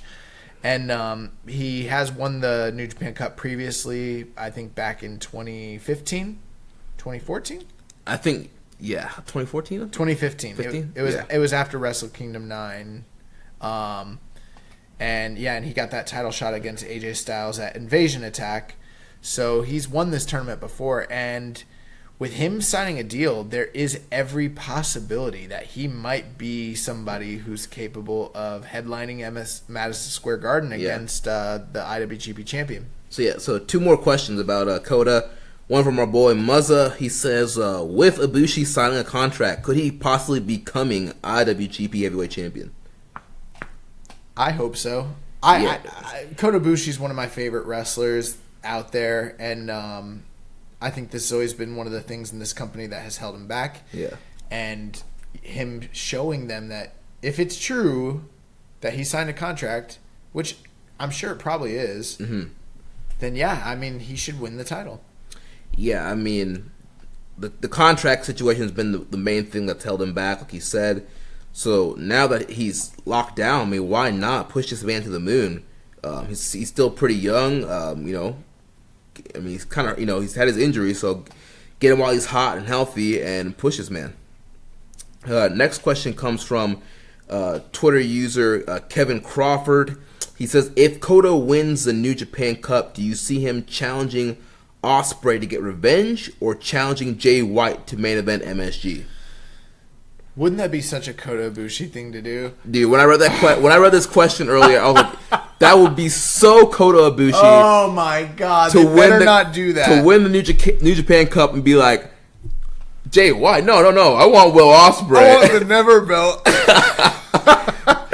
Yeah, you know what that Never title will mean? You're never winning the IWGP title, Kota Ibushi. Stay far, far, far away. No, I don't. I think that would be terrible if they did that. That would be a step backwards for everybody involved. I think we all need to just move on and coronate the king, the new king of strong style, Kota Ibushi. Yes. So yeah, that's it for the questions on Ibushi. So before the Ibushi promo, we had the Bullet Club team of Yujiro Takahashi and Chase Owens defeating Yoshihashi and Tomioka Hanma. What a war. Fight forever. It's the guys. Sometimes we'll go to indie shows and people will like chant that kind of stuff, but like at matches that are like that don't deserve it. Most matches don't deserve it, but some matches that like they'll be chanting at stuff that. I remember one time we were at a show, me and Rich. It was a NXT house show, and the main event was Lars Sullivan against Velveteen Dream. And like people were chanting "This is awesome," and I was just being a troll because it was so bad. Like the match was not awesome; it wasn't even good. And while they were doing that, I go "Fight forever," and like they stopped. Yeah. Because that's such a ridiculous. Like I just had to. It's gotten to the point now where crowds they just want to chant "Fight Forever." This is awesome. Both these guys like they just want to chant this stuff, even though it's not worthy of chanting. Yeah, and like they want so badly. Oh my God, it's okay. Like not every match you can get a "This is awesome" chant from. I like Madison Square Garden pops from the 80s. Like Bob Backlund wins a cage match and the crowd goes crazy. They're not chanting anything. They're just loud. Yeah, I like that. Or I like Puerto Rico. Where they stab people? Well, no, not that. Carlos Colon wins like a bloody bull rope match. Man, that crowd goes crazy. You don't get that anymore, man. Yeah. I love that stuff. But yeah, this match was a match. Anything else? Yeah. This match was a match. It happened. Yeah. I mean, our boys, Chase Owens gets a big win with the package pile driver. Chase has been getting a lot of wins. They've been making him look strong. He said before the match he wants to break Hanma's neck. He almost nearly did. He worked on Hanma's neck the whole match and hits this nasty package pile driver.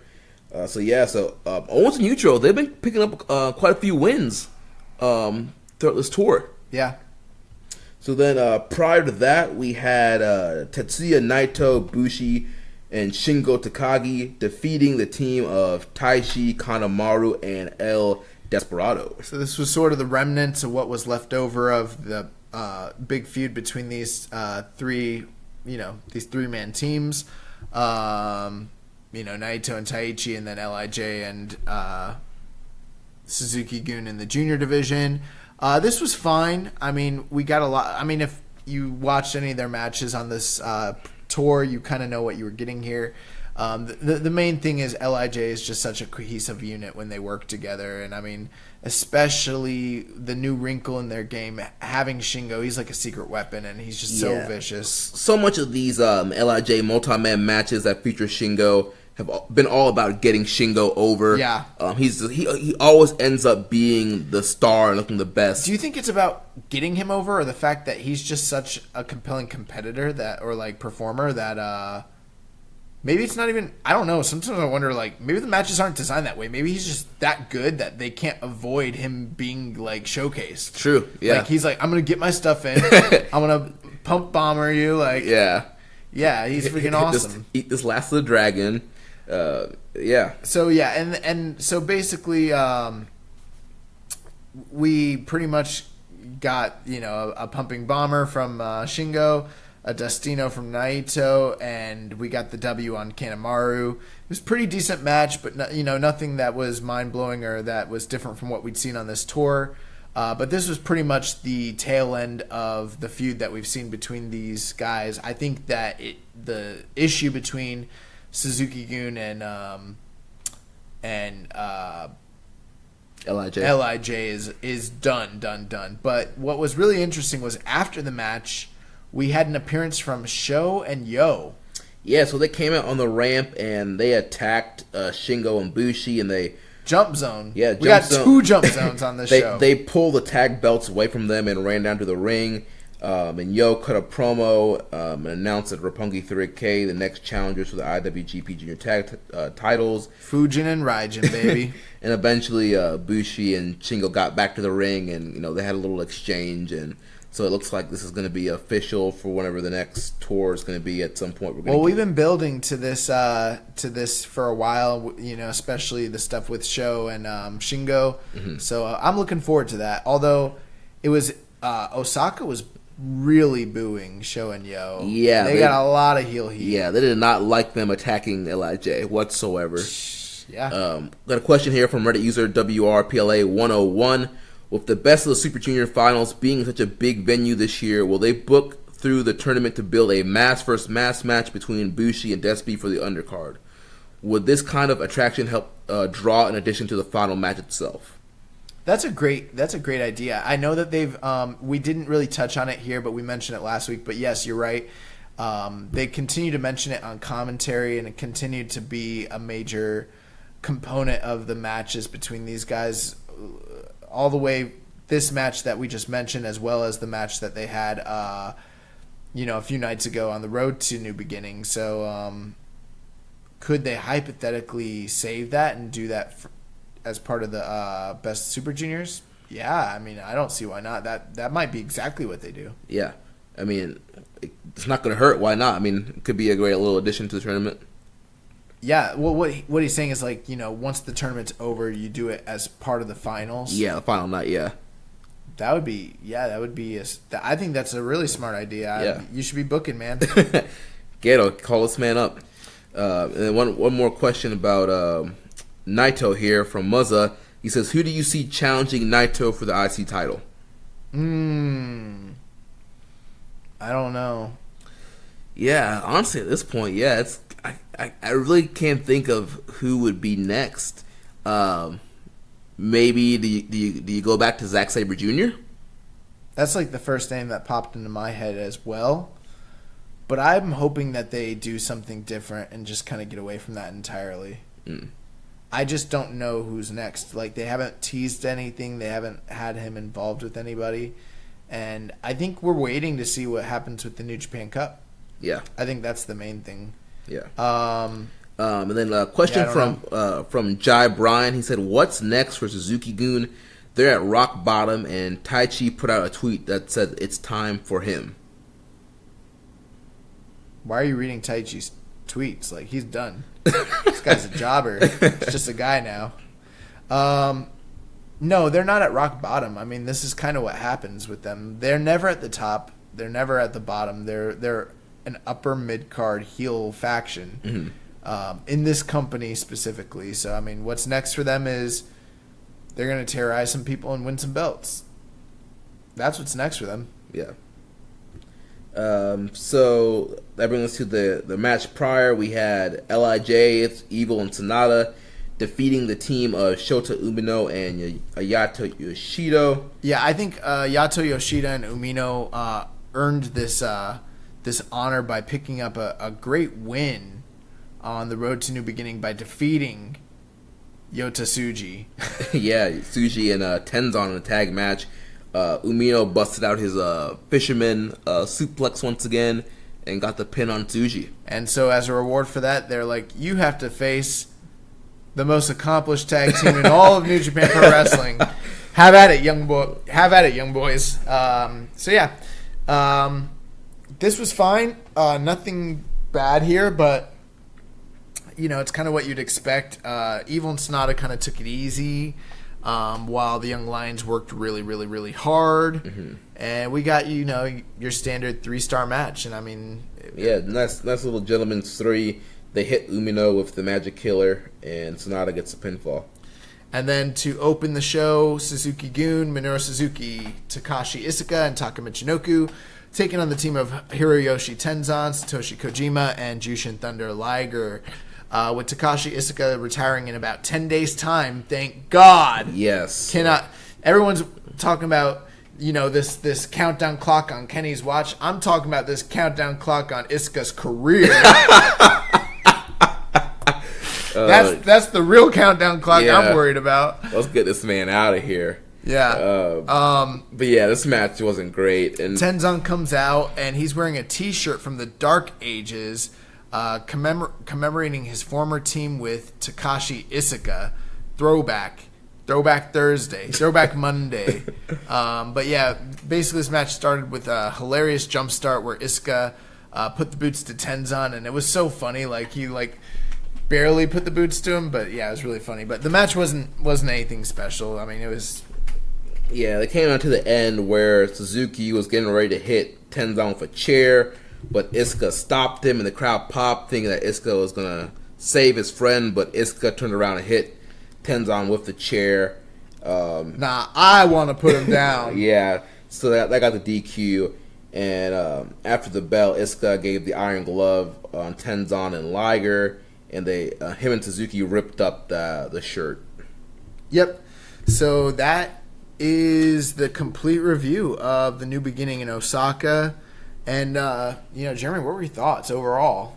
Overall, I thought this was probably the best show out of this New Beginning tour this year. I'd agree. This had the best matches. It was a great way to end this long tour. Overall, the tour was just kind of fine. The Sapporo shows and some of the Road 2 shows, I mean, it was a lot of either repeated matches or just, kind of fine. Nothing really too much to hook you. I mean, there was some great kind of story development and kind of building to the Osaka matches, but overall, I mean, this tour was not blow away. Yeah, you want to know something weird? While I really enjoyed some of the storylines and while I enjoyed some of the character developments and title changes and the top matches were excellent, I kind of overall enjoyed Fantasticmania as a tour better than this tour when it came to in-ring action. Yeah.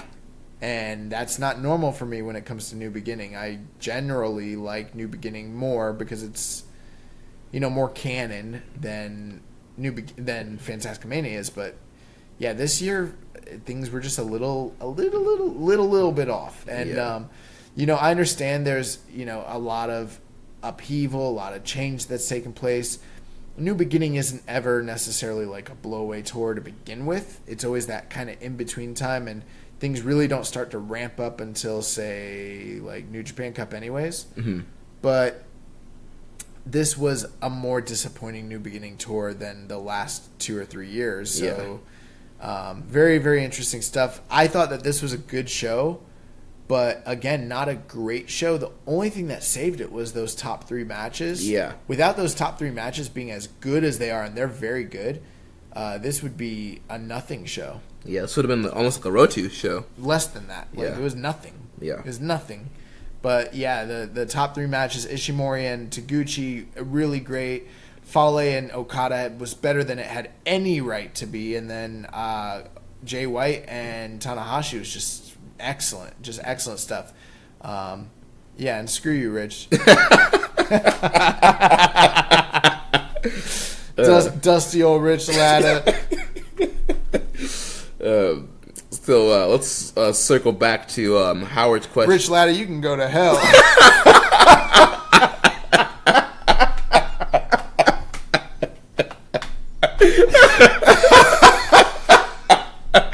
Oh my gosh. There's heat, pal. Oh my gosh. But yeah, let's circle back to Howard's question. He said, who stands to gain the most from this new era heading into G1 later this year? The fans. No, I think it's the people that stand to earn the most are people who typically would not be moved into a more prominent role due to those roles already being taken up by people who have left. So, I think one name that just comes to mind immediately for me is like a Juice Robinson. Like, that's someone who, going into the G1, has a shot to, like, really be propelled into superstardom given the new trajectory and the new landscape of the company. Yeah. Yeah, Juice, yeah, definitely, especially of guys like Beretta out of there and Omega, a lot of the Gaijins that are kind of gone. It's definitely a great time for Juice and obviously Will Ospreay yeah. is another one. Yeah. Zack Sabre Jr. Kota Ibushi, believe it or not. If you think about it, Kota Ibushi is a guy who's always kind of been seen like just outside those top level guys. And now with some of those top level guys gone and him signing and the company changing, he might be shot right to the top, like immediately. You know what I mean? Yeah. That's someone who stands to gain a lot from this situation. Yeah. There's a lot of guys. Ishii. Ishii is someone who, I don't know, he feels like he's being left out in the cold. Where was he? Because remember, he was supposed to be in the New Beginning in USA tour. That's right. So they left him off the Japan tour, though there was nothing for him. So, I mean, I think he'll have a strong New Japan Cup performance like he always does. They should have just built the walls, what they should have done. Left my New Japan Cup. But yeah, I mean, Ishii, I mean, he got a world title shot last year. Dude, I could see Ishii beating Will Ospreay for the Never title. I could see him winning the IC title at some point this year. You think Will Ospreay would ever beat Ishii? What world is Will Ospreay beating Ishii? I said Ishii beat Will Ospreay, not Ospreay beating Ishii. Right, but you said you could see him beating him? Yeah. As if, like, that's one possibility. That's the only possibility. Will Ospreay's never beating Ishii. Hey. No. Will Ospreay is never beating Ishii. That's one of those things that should never, ever happen. Unless it's a roll-up, he should never be sitting there doing the freaking off with his head or beheader or whatever he calls it. Will Ospreay cannot brutalize Ishii. Ishii is like a monster, and Will Ospreay is Will Ospreay. Come on. All right. No. That's one of those things where it's like, I know it can happen because it's wrestling, but the moment I see that, I might even just be like, I'm out because this is not real anymore. Like, there's only so much I can take when it comes to this sort of stuff. Come on. Let's get real here. It's Ishii. But yeah, a lot of guys are going to have can step up this year and have great opportunities. Absolutely. Had some last minute questions flying in here on the Reddit. Oh man, they're flying in. No, it is crazy. We had so many. We just opened up the questions like a couple hours ago. It's actually a lot. Yeah. Reddit user, why did you do that, bro? We kind of talked about this already, but he said, who does Jay drop the belt to, Naito or Okada? I think Okada. Yeah, Okada makes the most sense. They have been holding off on the Naito match, and that is a possibility. That is a real possibility. And you know what? In America, that might make more sense. Naito's like really over here, so I don't know. Yeah. Then we had some questions here from Dom Homie 101. He said, with Kenny's New Japan run kind of being over for the moment, where does Kenny rank among the greatest Gaijin wrestlers in NJPW, and what will Kenny's legacy be?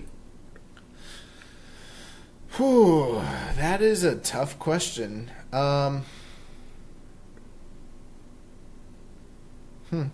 What do you think? I mean, I think he will go down as one of the, greatest Gaijins in New Japan Pro Wrestling history. I think his legacy will mainly revolve around the Okada matches, kind of breaking the star scale and just how incredible all those matches were, and the 2 out of 3 fall match at Dominion.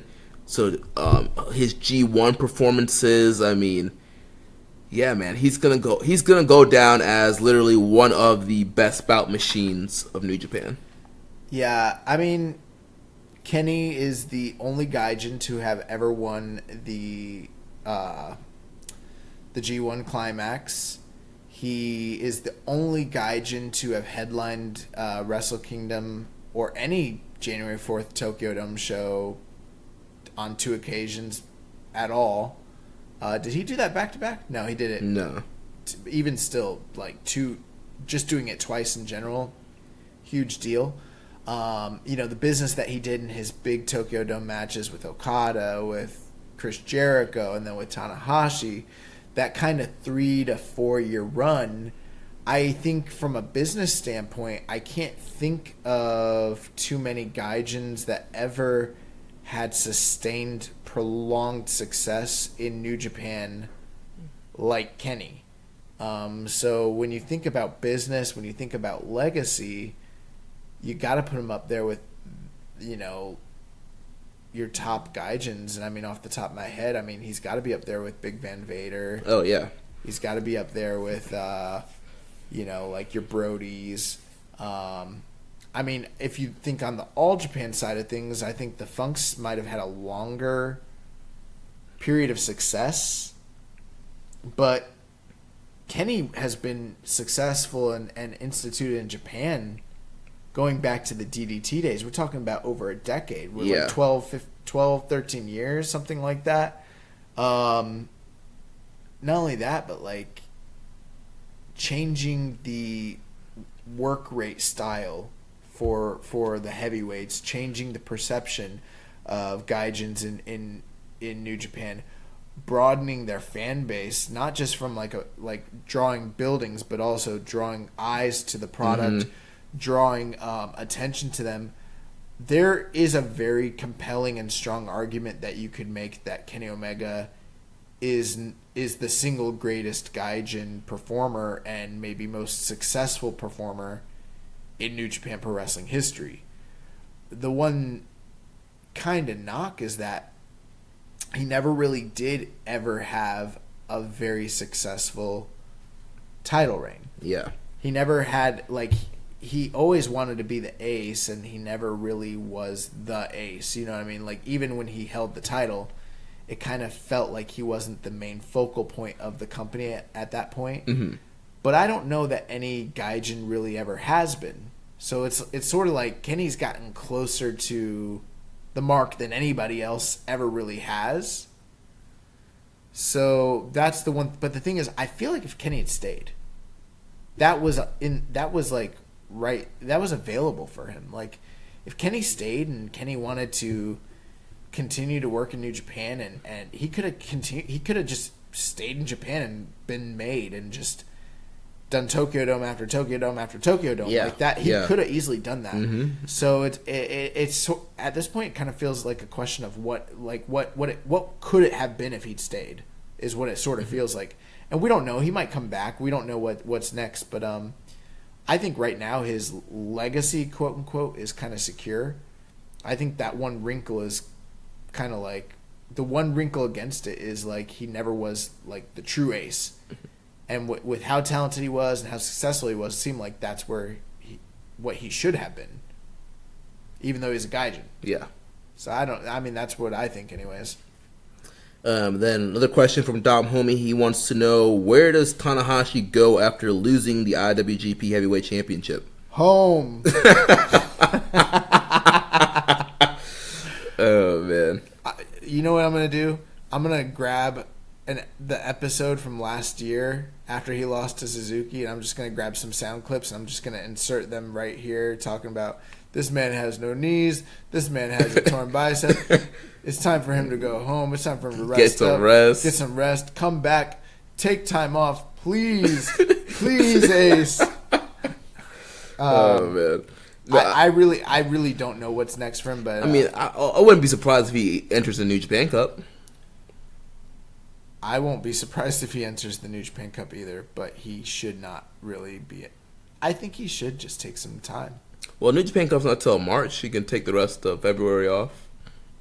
Yeah, take February, take March off. Like, take some time off. Just come back for MSG. Yeah, come back for the Garden, man. I mean, what kind of really compelling story are you gonna tell us about Tanahashi between now and then? Like, not that every story has to be super compelling, but I don't know, man. I mean, he seems like, I don't know if he's just an incredible worker or what, but like, maybe he does need to take some time off. Like, he's been working a really hard style, for a while. So. All right, well, that wraps it up for the questions. Thanks for everybody who sent in questions this week. So let's jump into the news.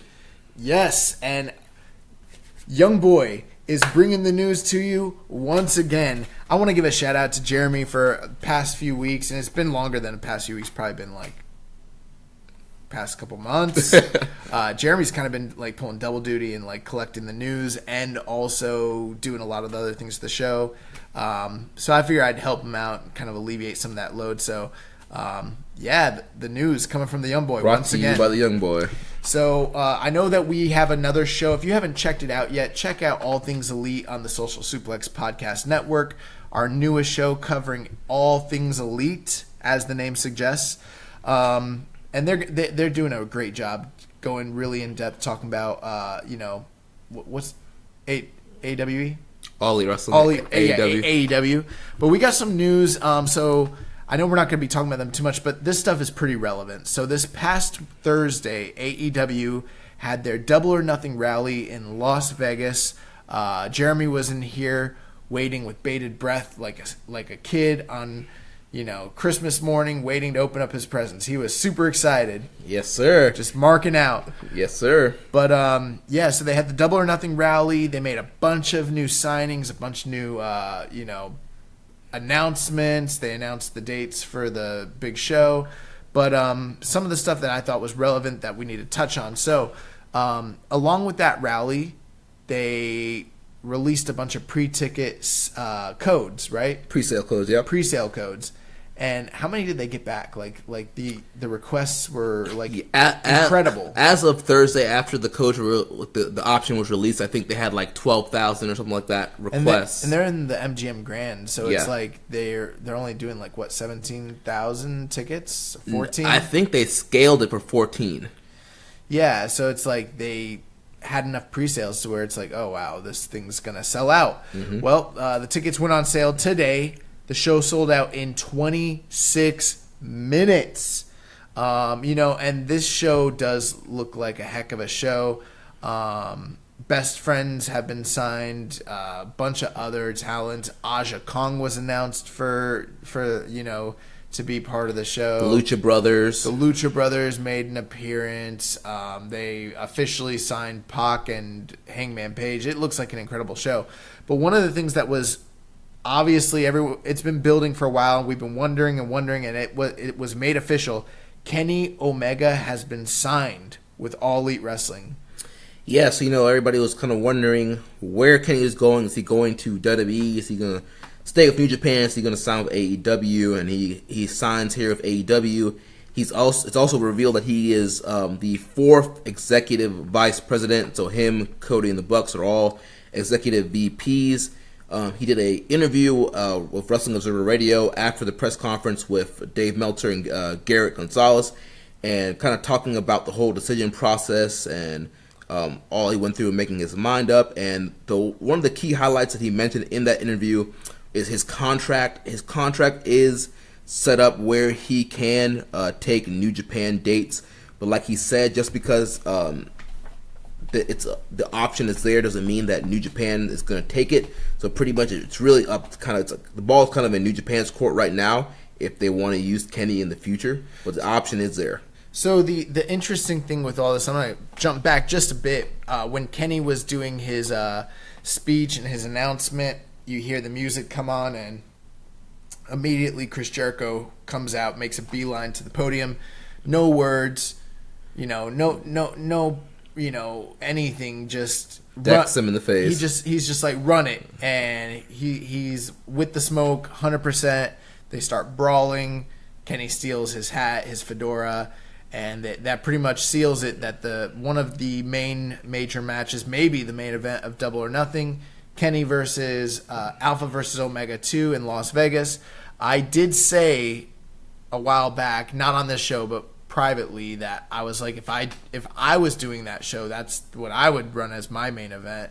And I think from a business standpoint, it makes a lot of sense. And obviously, they sold the show out very, very quickly, so that makes sense. But one other thing that the Kenny interview that you were mentioning with Dave Meltzer, if you guys haven't listened to it, I would highly recommend listening to that. Kenny touched on a lot of very interesting things. Yeah, the whole build-up with this Tanahashi match. He talked about, he was just he was doing his job and kind of being a heel and, saying mean things about Tanahashi on purpose, and how the fans were, taking it so personally and, attacking him. And well, he did kind of peel the curtain back a bit, and, if you guys don't like to hear the backstage stuff, maybe tune out this part, but he said that the original plan, had he stayed, would have been for him to beat Tanahashi. And take this with a grain of salt, because it's coming from Kenny. I'm not saying that Kenny's a liar, but, all wrestlers like to put themselves over. Yeah. It's a carny business. But according to Kenny was going to go over Tanahashi and then he was going to hold the title all the way to Madison Square Garden and lose it to Okada, which is interesting because I've been saying I think Okada's going to the Garden in the main event before I ever heard this. Yeah. But that would kind of, if I am correct and if we are correct in what we think, then this even kind of lends itself to that even more. Now, that does kind of piss me off, though, to think that we've got tickets for this show. And we could have got Okada Omega. You got to be freaking kidding me. But anyways, so that's what he was. But he said that once it was kind of like a known thing that he was leaving New Japan for sure, there's no point in making it a face versus face deal. It's like, or this guy's the face. He needs to be the heel. Right. He wants to leave the company with the hero. Yeah, with the hero. So that made a lot of sense from that standpoint. He talked about his relationship with Ibushi. He also talked during the interview about the fact that Ibushi would hypothetically be working with AEW not too near off in the near future. Yeah, he's like, I expect to see Kota Ibushi soon in AEW. I gotta assume though that he probably, that was just a couple days before this appearance, so like that's what I'm thinking. Like when he was saying, like we didn't see Kota Ibushi immediately at any of these press conferences and stuff. I think that they are probably trying to work out the kinks to where Kota can come work for them, and that maybe that's why he was saying expect in the near future. Maybe not. He was like not Double or Nothing, but in the future. Right. That's probably what he's talking about there. Kenny talked about some other things too. He talked about the offers he got from WWE. There are fans that we and friends of ours and fans that we have who always say like, oh, don't listen to Dave Meltzer. He's a shill. I won't believe it until I hear it from the horse's mouth. But, I'd say about 80 to 85% of the time, the guy's pretty accurate. He everything that he did say about Kenny's contract negotiations with WWE and what they're offering him was corroborated by Kenny Omega from the horse's mouth. So a lot of people were kind of wondering about what he was being offered. And pretty much everything Dave said was happening is exactly what Kenny said on the air. But Kenny pretty much said that he knew he was leaving New Japan. New Japan was like his third option. Like he was not staying. Yeah. So that's really interesting stuff. He does, like Jeremy said, he's got the option to work dates in New Japan, but they have to basically work that out with him. I think New Japan does want him, but I think at this point it's going to be a matter of him and New Japan sitting down ironing things out. Right. If I'm Harold May and Gato, I'm trying to get Kenny locked in for the G1 this year. I was surprised because, like I said last week, from a business standpoint, I think it makes more sense to keep Kenny exclusive and use him as a bargaining chip. But from what the guys at All Things Elite are kind of been saying, they're trying very hard to make their company friendly for the wrestler so that they can perform other places and not make it exclusive or exclude them from being able to work in other places, things like that. How long that will last or if that's realistic, I don't know. And another thing Kenny was saying in that interview, talking about people wrestling other places and companies and partnerships, he was kind of saying AEW is open to working with everybody and trying to connect everybody together. And he was saying the way wrestling is moving, it's like either you get along or you get left behind. I think in theory that's what they would like it to be. I don't know if business really lends itself to that. That's a great ideal, but money's the main thing at the end of the day. So I don't know if that's true, if it's going to really work out that way. But speaking of partnerships, AEW did announce that they have an official partnership with AAA, which for those of you who are fans of New Japan, you probably are, you're listening to this podcast, that would seem to indicate that the idea of AEW and New Japan working together is now further apart than it may have been just a few weeks ago. I don't think... Now, there are people who are saying that, they're working with AAA. It is done. Like, New Japan and AEW are done. And I don't know if I feel that way just yet. Yeah, and for those of you who don't know, the reason why it would be considered done is because New Japan partners with CMLL, the guys you saw during the Fantastica Mania tour, and CMLL and AAA are big rivals in Mexico, and they do not get along. If you remember on this show, we talked about last year's WrestleCon. It was supposed to be the Golden Lovers against the Lucha Brothers, but they put the nix on that match because they did not want New Japan talent working with AAA talent. So that goes to show you how serious that hatred is right there. Well, that's true, but at the same time, things have really, and this is not an indication that everyone's going to be kumbaya and work together, but with everything that happened with LA Park this past year, as well as Phoenix and Pentagon, and them being able to work simultaneously for AAA as well as CMLL, which is something that most people thought could never, ever, ever happen. Ray Phoenix holding the AAA Mega Heavyweight Championship and then competing and also losing in matches in CMLL just seemed like an impossibility, but money was the main thing that made that happen. LA Park selling out Arena Mexico and popping, their business for them is what led them to softening their stance on guys working for one another. Right. So with that being the case, I think if AEW is the kind of success that it's poised and looking like it may hypothetically be, then who knows? Who knows? I mean, it is not necessarily still impossible that even though AAA guys are there, that New Japan could hypothetically work with AEW. I mean, just look. AAA and CMLL are using similar freelance talent on their cards. So, I mean, yeah. But the final thing about AEW here that we'll talk about, everyone from All Things Elite who were signed with New Japan, who are now signed with AEW, their profiles have all been removed from New Japan Pro Wrestling's website. So that's the Bucks, that's Cody, that's Kenny Omega, that's Hangman, that's SCU. They were also on there. Best Friends, they're all gone. Very interesting. In other news outside of AEW, so Marty Scurll is going to be challenging for the NWA World's Heavyweight Championship at the Crockett Cup in April, on April 27th. Yeah, I was at the Ring of Honor TV tapings where they set this angle up. Originally, Nick Aldis was trying to get Marty to be his partner for the Crockett Cup tournament. But Marty said, yes, I do want to be in the ring with you, but I want to be facing off against you for that NWA World Heavyweight Championship. So the match is official. Marty Scurll versus Nick Aldis, Crockett Cup, April 27th for the NWA title. They also announced that New Japan Pro Wrestling as well as CMLL will be providing teams to compete in the NWA Crockett Cup, which will also be sponsored by Ring of Honor as well as the Billy Corgan's NWA. So you've got 4 different promotions offering up talent. Guys, if you don't know, I'm, if nothing but an 80s wrestling lover, and the Crockett Cup is near and dear to my heart. It may hypothetically be my favorite wrestling tournament of all time. One of my all-time favorite matches, Ric Flair versus Barry Windham from Baltimore, Maryland, the Crockett Cup, 87. Yes, 87. If you've never seen that match, go out of your way to watch it. There's a clipped version that made home television.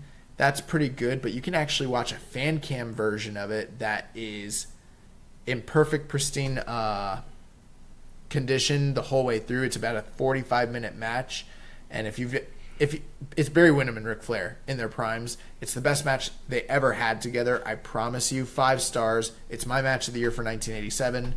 Better than Flair Steamboat. Wow. Better than War Games. You give me a match from 87, it's better than that match. So you definitely want to check it out. Also, if you get a chance, check out the Turner Home Broadcasting commercial for the Crockett Cup from 1986. It starts off and it's like, we offered $1 million to the meanest, toughest, roughest men in America, and then we locked them into hand-to-hand combat. The Crockett Cup, 1986. Over 2 hours of hot wrestling action. Dave Lagana, he was on X-Pac's podcast last week kind of talking about the Crockett Cup, and he said this is going to be an old school vibe to this show. There's going to be no LED board, something like that. It's going to be set up like an old school show. So that might be right up your alley. Yes, absolutely. It definitely is right up my alley. Also, Mayu Iwatani won the Women of Honor title this past weekend, defeating Kelly Klein. Yeah, I mean, that was big. Yeah, it was a big surprise. I mean, I thought they were just bringing Atawi in just to kind of get Kelly Klein over and give her a defense. But, yeah, they had the surprise win there at the Miami show yesterday. And, yeah, Mayu Iwatani, new champ. Yeah. There were also rumors that popped, which also, by the way, before we move on, it looks like with her winning the title, she'll probably be set to defend that belt in April. Yeah. At Madison Square Garden. So that kind of sets that up. Maybe a rematch. I don't know. Maybe they set up her and Tennille Dashwood. That's probably what they should do. Yeah. Or just bring in another Joshi girl and have an epic match. I would do her and Tennille. That's what I would do. NXT Japan rumors are afloat. So there was reports that came out this past week that representatives from WWE and NXT were sent out to Japan this past week to reach out to various different independent companies to kind of gauge interest in creating talent like relations and working relationships with independent companies. So this is exactly what they did in England with Progress, with ICW, and what's the other company? Those are the two big ones. Yeah, those are the main ones, yeah. And, yeah, I think they've already signed a lot of great Japanese talent over the past few years. You know, the rumor that Kushida's headed that way. You know, they've got Io Shirai. They've, got Osaka and Kairi Sane and Shinsuke Nakamura, and they just recently lost Kenta, but they had him up until just the other week. So they've been looking toward, and they already run a handful of dates in Japan anyways as it is, and I think that this is one of the next markets that they're probably looking to get into. So let's keep our eyes and ears on on the NXT Japan rumors. Yeah, we'll keep you updated on that. This Friday, CMLL is running the finals of their Universal Championship Tournament. It's going to be El Terrible taking on Niebla Roja in the finals, which normally that tournament's finals are usually excellent. So, this Friday, if you want to check that out, that would definitely be good. And then we have reports from this coming WrestleMania weekend, the G1 Supercard. They're going to be hosting 2 days, a 2-day fan festival between New Japan and Ring of Honor. So the actual show, the G1 Supercard, takes place on, April 5th? Yeah, that's Saturday. Yeah. Is that April 5th or April 6th? I think it's the 5th. Okay. So April 4th, New Japan is hosting an event called New Japan Matsuri. It's going to be held from noon to 6 p.m. at Japan Village in Brooklyn, New York. If you want the actual location and times and stuff, the information is on njpw1972.com. The entry is free, and the planned events are going to be a talk show featuring New Japan wrestlers, New Japan merchandise booth, plus many more events and activities in the works. More details coming soon. That might be the look for Thursday at some point. Yeah. And then the following day, the G1 Festival of Honor, which I'm assuming will probably be ran by Ring of Honor, is going to be held from 10 a.m. to 6 p.m. Friday at the Hulu Theater at Madison Square Garden. Entry fee is $39 if you buy your ticket before March 20th. After that, it's going to be $44, and then the day of it'll be $49. And that will include meet and greets and all sorts of other great stuff. So, yeah, 2 days of a fan festival for New Japan and Ring of Honor. And then coming up later this month is the Giant Baba Memorial card. Jeremy, you've got they just last week announced the main event for that show. Yeah, so this show is happening February 19th in Sumo Hall. The main event will be Hiroshi Tanahashi teaming up with Yoshitatsu. Yes, that Yoshitatsu. Against Kento Miyahara and Daisuke Sekimoto. So this will be a big matchup. First time Tanahashi is going to be able to mix it up with Miyahara and Sekimoto. So that's going to be a great match. The show is going to air live on Samurai TV. You can get access to Samurai TV using Sakura, which is a Japanese TV streaming service. The 40-channel version has Samurai TV and Gagora, which both air wrestling, although Gagora is primarily a sports channel. You can sign up for 3 days for $3 if you only want to watch the Baba show. If you give 14 days of replay, you can watch it after it's finished airing if you can't watch it live. And you can go to isakura.tv. And all this information is provided to us on figure4wrestlingonline.com. That might be the look, man. This card looks very good, very interesting. Yeah. I've got a feeling we might be seeing some excursion match of the year candidates on this card. Yeah, a lot of great talent on this card. But, this main event, I've been wanting for so long to see Miyahara and Tanahashi mix it up, as well as Sekimoto and Tanahashi, and we get it all in one match. I do feel kind of bad for Tanahashi because he's got Yoshi Tatsu on his team. Yeah, it's pretty much a handicap match. So you know what the deal is there. Yeah. But that card looks really good. Finally, we're gonna close out with some New Japan news. So we've got our final Katsuya Kitamura report. Katsuya Kitamura. Yeah, so Kitamura, he declined to sign a contract with New Japan Pro Wrestling. He believes that he's ready to return to action, but the New Japan doctors refused to clear him. New Japan offered him full pay until he was cleared, but he wanted to start wrestling now and is expected to sign with another company. So it's unclear if he's even in any kind of health condition to be able to train or be able to wrestle. Some of the information is still scarce. I'm guessing his recovery is going somewhat well if he feels that strongly about performing, but we just don't know enough yet. But they haven't cleared him yet, and that's an interesting thought because this is the same company that has cleared like Hanma and it's a conspiracy. Yeah. They don't want Kitamura to get over, so they're refusing to clear him. They don't want the Kitamura movement to start. I think they're trying to hoard Kitamura because they know if they let him go, he might go to WWE. He might get over. He might kickstart NXT Japan. Yeah. Yeah, so you just never know. But let Vince McMahon see him, and I guarantee Look at him. He's huge. He's masculine. He's huge. I don't even care. He doesn't speak English. Look at him. Yeah, he'd be the WWE Japanese champion for sure.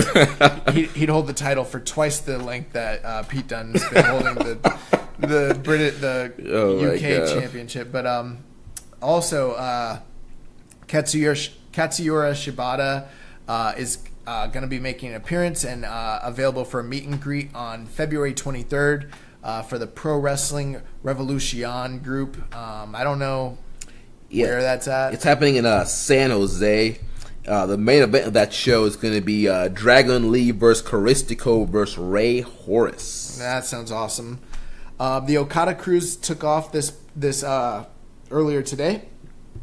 So, they went on a very ardent and long 2-hour voyage on the open seas, and I believe they're back now. So everyone had a great time on the Okada cruise.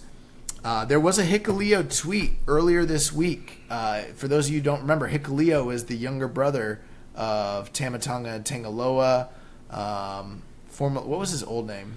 Leo Tonga. Yeah, Leo Tonga.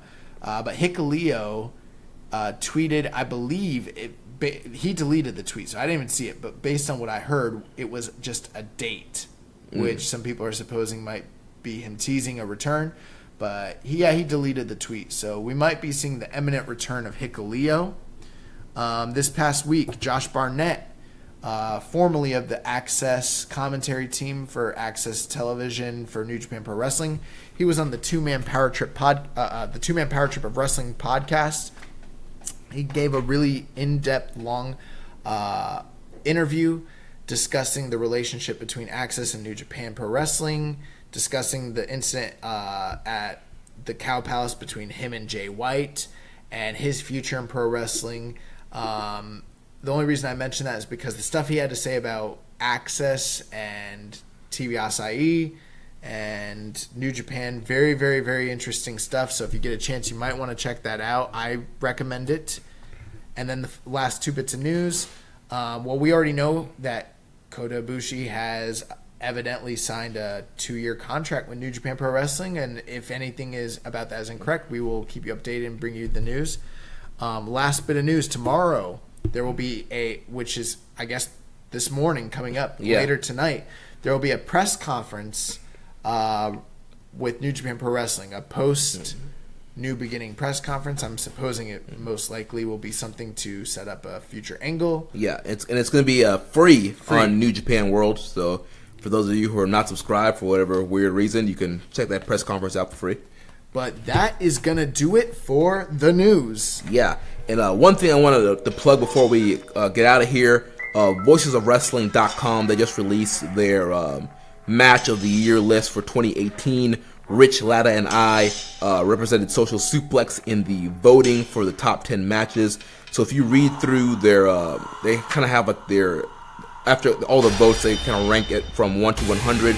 So if you read through those matches, you'll see some of the input from Rich and I on VoicesOfWrestling.com.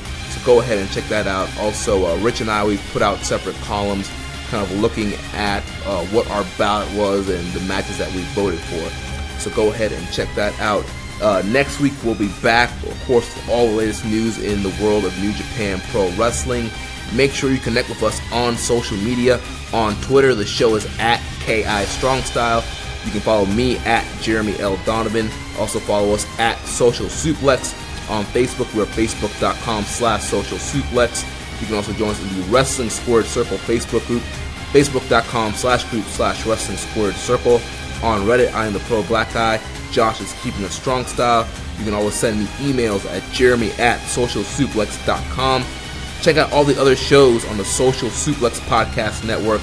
One Nation Radio, hosted by Rich Latta and James Boyd. The Ricky and Clive Wrestling Show from Scotland.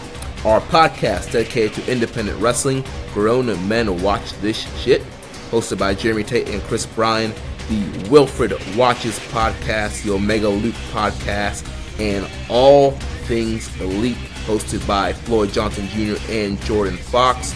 Make sure you check out our Pro Wrestling Tees store, prowrestlingtees.com/Social Suplex. Get you a Keeping It Strong Style t-shirt. Don't forget to subscribe and leave a rating and review. And until next time, breathe with the Switchblade. Welcome to the Cutthroat era.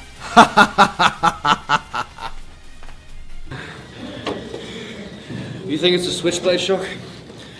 I see it everywhere. I get how when you're closed-minded hit, this could seem shocking. And hell, I don't mind anymore if you put it out there. As long as the message gets through that I did what I told everybody I was going to do.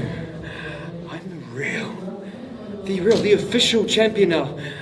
Nobody can dispute it. Nobody can dispute it. Not Tanahashi, not the referee, no one in the office. I know you guys hate that.